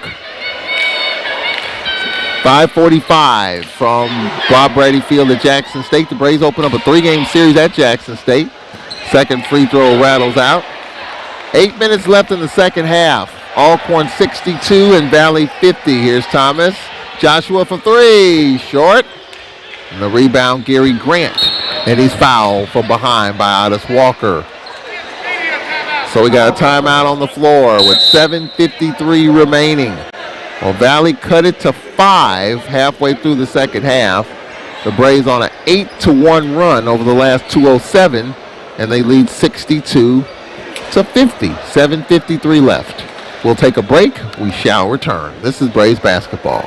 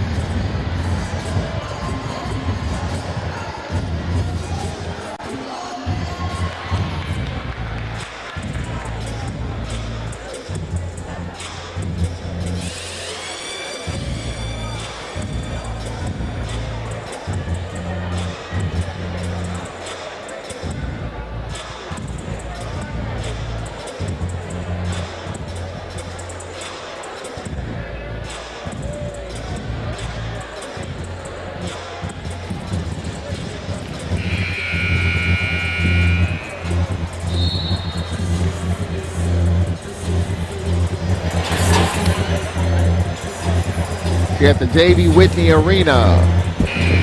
Glad you can join us however way you might be checking us out, listening to us on the Braves Sports Radio Network or watching us on YouTube channel. 62-50. The Braves plus 15 on the boards. 12-point game. The Braves, Otis Walker, McQuarters, Henry, Joshua. And here's a floater by Collins, no good, and he's fouled. Foul call on Linnell Henry. So Linnell Henry, the lineup. Justin Thomas, McQuarters, Otis Walker, Joshua. Free throws coming up. First is good by Collins. He has 19 for Valley. Make it 20. I showed him a point with that free throw. He's got 20 points to lead Valley. 62-51. Second free throw coming up. And this one is off the mark. Valley 11 of 18 from the free throw line. The Braves 7 of 13 from the line. Now the Braves will take a little air out of this possession. Joshua, right wing. Joshua baseline, and here's Walker for three. No. Weak side rebound, Gary Grant. 62-51, 7:13 remaining. Gary Grant for Valley. Grant, right wing in the paint, floater up, no, and he's fouled. That is the 7th team foul on the Braves, as Grant will step to the free throw line. So Valley will have free throws the rest of the way. As we talked about, not a good free throw shooting team, just 65% on the season, 11th out of 12 teams. So second worst in the league on the free throw line. Grant at the line. First free throw is up, got it. Second game for interim head coach George Ivory. Something tells me that George Ivory is going to really put in a strong case to get the job on a permanent basis. He knows Mississippi well. He knows the talent. He knows the JUCO talent, especially at Pine Bluff. He brought in a lot of Mississippi talent. And I think him being right where he wants to be, I think he's going to make his case. Give him 3 years, and he can have Valley kind of where Pine Bluff was. Here's Joshua in traffic. Floater, no. Tip, no. And we've got Otis Walker and Grant tying up. And it'll be Valley's basketball.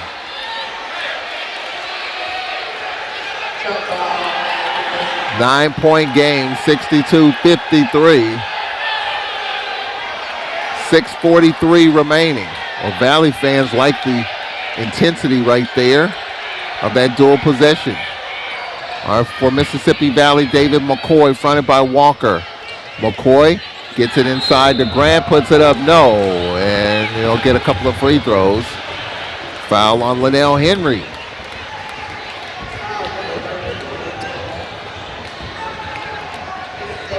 So Linnell Henry with his second personal. Grant at the line. He's got 9 points. First free throw is up, no. Well, Valley has missed 9 free throws, and that hurts in a game like this. We saw Texas Southern miss 10 at home the other night. Second is up, got it. That was the difference in the game. 62-54, 8-point game with 6.5 minutes left. Let's see what the Braves can get out of this possession. Linnell Henry, Joshua lost it, had it stripped. Now for Valley, Terry Collins. Collins to McCoy. McCoy left wing. They spread the floor. McCoy to the left side, Collins. McCoy left side, 15 to shoot. McCoy left wing. McCoy on the dump in. Here's Aguirre who had it stripped. Otis Walker had it poked out of bounds by McCoy. So a turnover for Valley. 5:57 left here in this second half.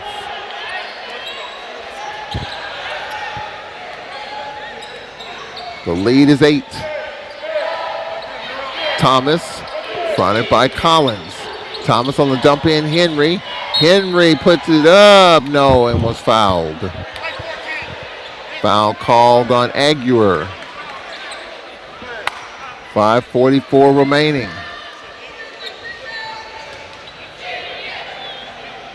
8-point lead. Linnell Henry at the free throw line. First free throw is up, no. Landon Bussey shaking his head. He is totally displeased at his team's free throw shooting in this game. Second free throw coming up short. Now here's McCoy. McCoy going to the rack, layup. He's got it coast to coast. McCoy with 10. 6-point game with 5.5 to play. 62-56. 5:30 remaining. Thomas. Pass to Henry. Otis Walker left wing. Walker steps into a three. No. And for Valley, Aguirre with the rebound.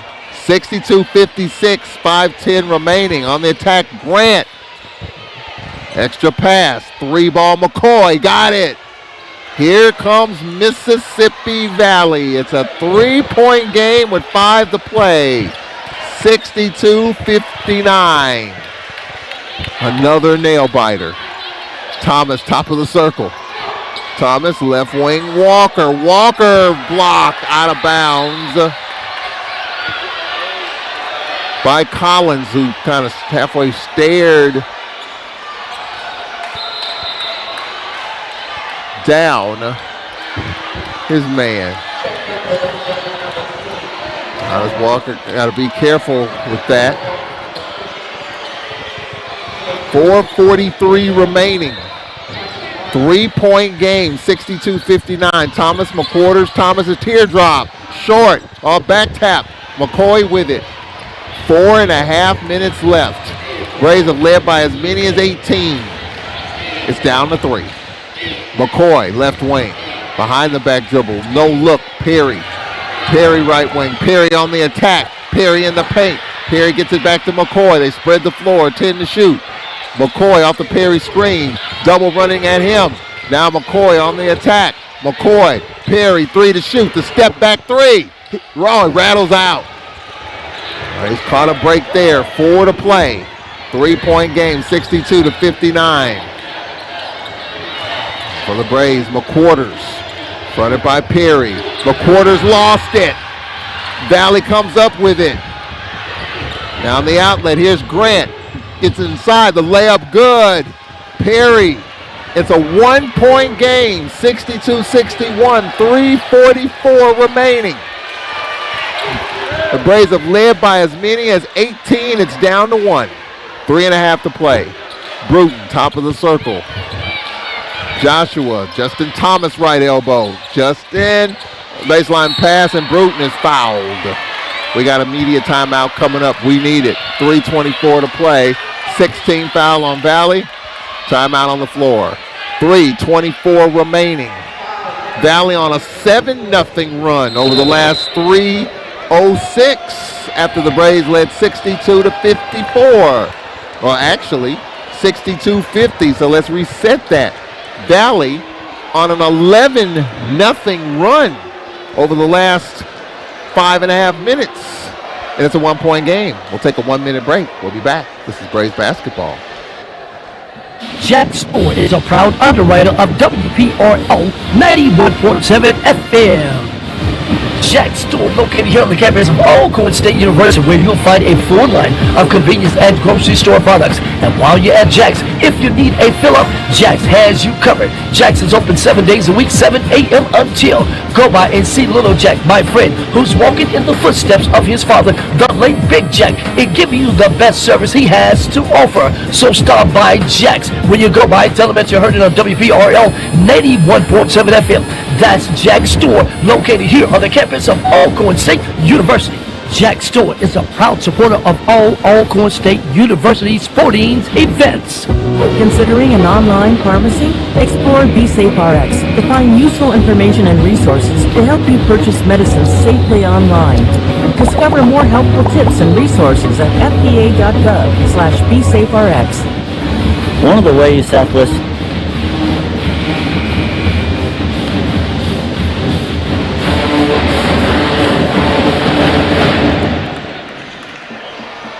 The Braves in the second half shooting 30%.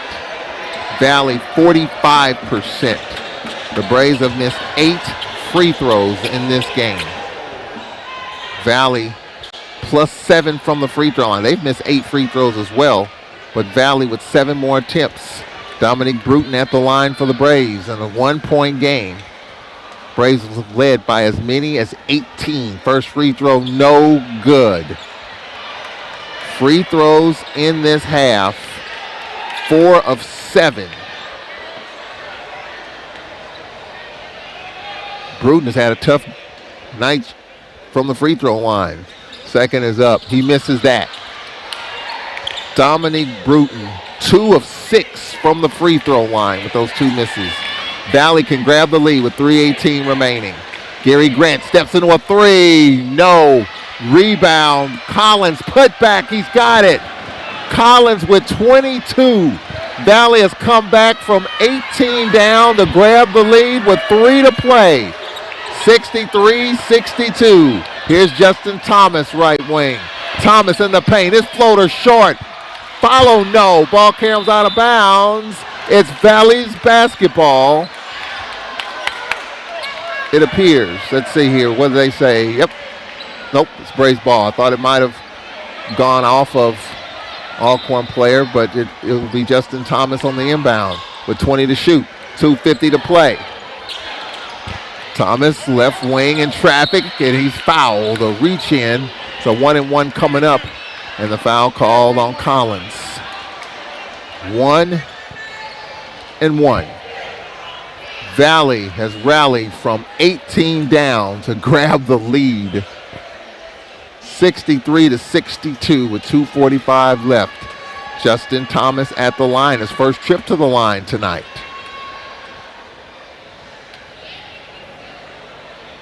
First free throw is up. Rattles home. Thomas has tied it at 63. 2:45 remaining. Second free throw coming up to give the Braves the lead. A lot of time left. Free throws a factor. Both teams with 8 team fouls apiece. Thomas's second is good. Braves have the lead, 64-63. 2:45 left here in the second half. McCoy top of the circle. McCoy, Brown trying to set the screen, didn't. Collins trying to dump it inside, it's not there. Now they get it inside on the block. Perry had it stripped out of bounds with 10 to shoot. This is where you have to be tough and get the gritty stop, the gritty rebound. The Braves have done that the last few games. Texas Southern, Prairie View, Jackson State. Can they do it here, 10 to shoot? McCoy on the lob. It was deflected out of bounds by Alcorn. So Valley will get it at the same spot with 10 to shoot. 2:24 left in the second half. Braves by 1. McCoy, baseline right. McCoy to Grant. Grant gets it to Walden with 5 to shoot. 4 to shoot here. And now here's McCoy to step back for 3. No. Rebound Joshua. 2:10 left. Braves by 1. Thomas in traffic. His floater is up. Good. Thomas gives the Braves the lead by 3. 66-63. 2 to play here in this second half. Terry Collins top of the circle. Collins fronted by Joshua. Screen out top, didn't take advantage of it. Collins going in and he's fouled. Foul called on Joshua with 1:44 remaining. Free throws coming up. Valley has struggled. The Braves have struggled from the free throw line. All Landon Bussey can do is shake his head when he looks at the free throws and he looks at the misses tonight. 66-63, 1:44 left. First free throw is up, got it. Collins with 23. 66-64. Close one in Jackson. Jackson State trying to make the tournament. They lead by 2 with 6.5 left. Close one here. Close one in Montgomery. Second is up. Got it. Welcome to March Madness. 24 for Collins. 66-65. 1:38 remaining. Here's Justin Thomas. He's fouled. George Ivory didn't want that, but he got it. And Justin Thomas is a good free throw shooter. And fouling out is McCoy. Got 5 fouls, 13 points.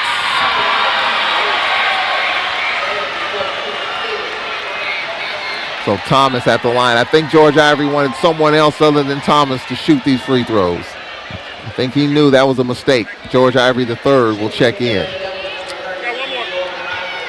Some good games tonight. All of them close. A&M beat Grambling tonight, 71-63.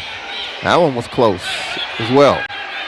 All right, let's see what Justin Thomas can do here to extend this Braves lead to 2 or 3. A lot of time left, 1:33 remaining, 66-65. Alcorn. How many of these close games can we take? First free throw is good. Thomas puts the Braves up by 2. Remember the 40-foot heave to win at 72-69. Then 75-72 against Texas Southern.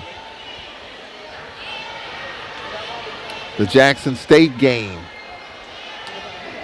Braves with a 2-point win. Second is good. Well, Justin Thomas has hit 4 in a row. Can the Braves get a stop here? 68-65, 90 seconds remaining. Walking it up is Terry Collins, fronted by Thomas. Collins left wing. Collins out top. Perry, he's crowded. He gets the ball back. 12 to shoot. Perry On the kick out, Grant. 8 to shoot. 7 to shoot. Grant fronted by Bruton. 4 to shoot. The spin. 2 to shoot. And we got a double dribble on Grant. Montgomery will check in for the Braves. 1:04 left. Huge possession here for the Braves. They can take time off the clock. I think Valley will probably play it straight up. Minute left. 3-point lead and the ball. Braves by 3. 20 to shoot. Thomas. Fronted by Collins. Now they spread the floor.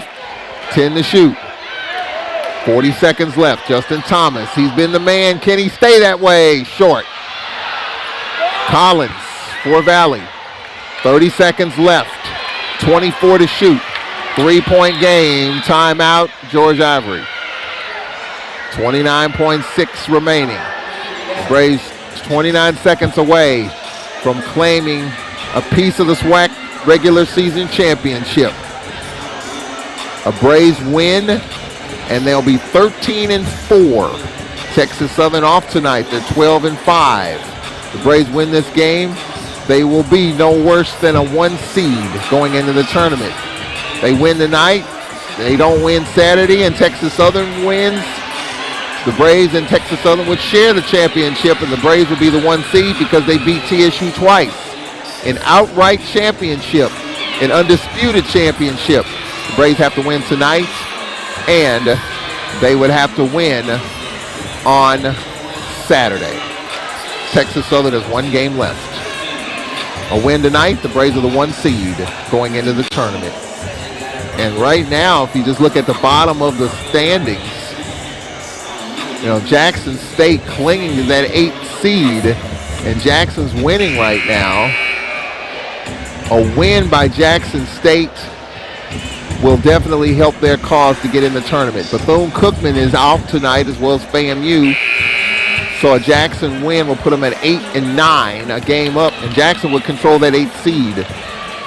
So if the Braves, the 1 seed, could be an Alcorn Jackson State first round tournament matchup. But we got some business to finish here. 29.6 seconds remaining here in this game. The Braves clinging to a 68-65 lead. 29.6 remaining. Lob in the backcourt.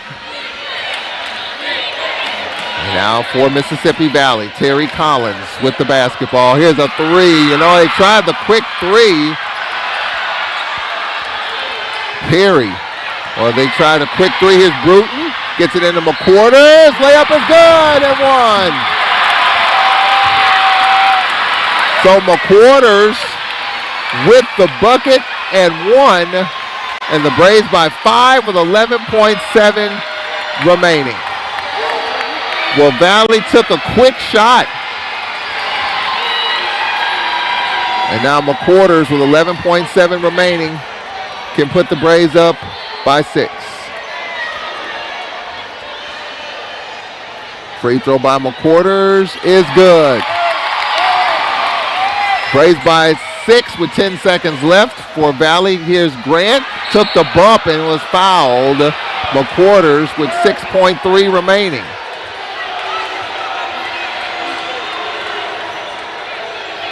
.3 remaining.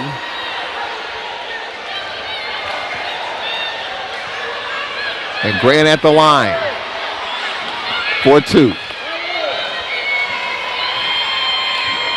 First is up. He's got it. 71-66.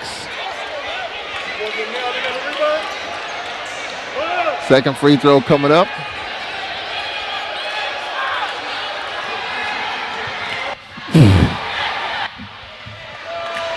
Second is up and it's good. 71-67. And a foul call as Keandre Montgomery fouled. Well, the Braves are 5 seconds away from guaranteeing themselves a #1 seed in the tournament. They win on Saturday. The Braves will win the regular season championship outright. Braves have the tiebreaker on Texas Southern. First free throw by Montgomery, no good. Landon Buster just shakes his head. The Valley missed their share, but the Braves had an 18-point lead. Second free throw is good. 5-point game with 5.7 to play. And for Valley, a deep three is up. No, with 1.6 seconds remaining. And Joshua just fouled from 40 feet out. 3 free throws coming up. 1.6 remaining. And Grant steps to the free throw line. He can make this a 2-point game if he makes all of these.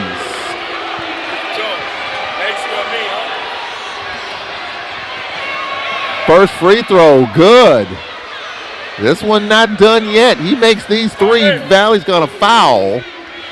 And the Braves are gonna have to make some free throws on their end. 72-68, second is up, that's good. 72-69. Third free throw coming up for Grant.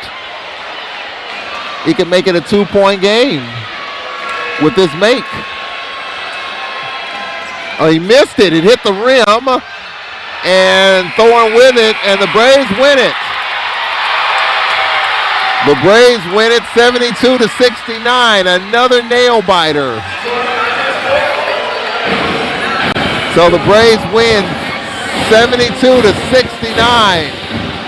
Well, the Braves win at least a share of the regular season championship. With the win, they're 13-4. They can claim it outright with a victory or a Texas Southern loss to Prairie View. 72-69. The Braves get it done. They claim at least a share of the regular season championship with 1 to play. They're the 1 seed. We know that for sure. They have the tiebreaker on Texas Southern. If they don't win on Saturday and TSU wins, Texas Southern would be 13-5. The Braves would be 13-5, but Alcorn would have the tiebreaker. So the Braves win at least a share of the regular season title with a 72-69 lead and win after leading by as many as 18, and Valley grabbed the lead. So we'll take a break here, 2-minute timeout. We'll be right back. This is Braves basketball. My son Aiden has asthma. Secondhand smoke has triggered his asthma so badly, he ended up in the emergency room and spent multiple nights in intensive care. Now he's on a whole bunch of medications. My tip to you is, don't be shy about telling people not to smoke around your kids. Half of U.S. kids are exposed to secondhand smoke. If you or someone you... It's glitter, skeet all dirt on bitches. I put it in for you, I spin for you. Whatever you with, I'm with it. How you gon' cross the rockin' which I got you lit in the city. I've been multitasking, rapping and being the daddy to my little children. I've been spinning on business and spinning and spinning and spinning until I'm dizzy. I do all the smack, he never step or help with none of you kids.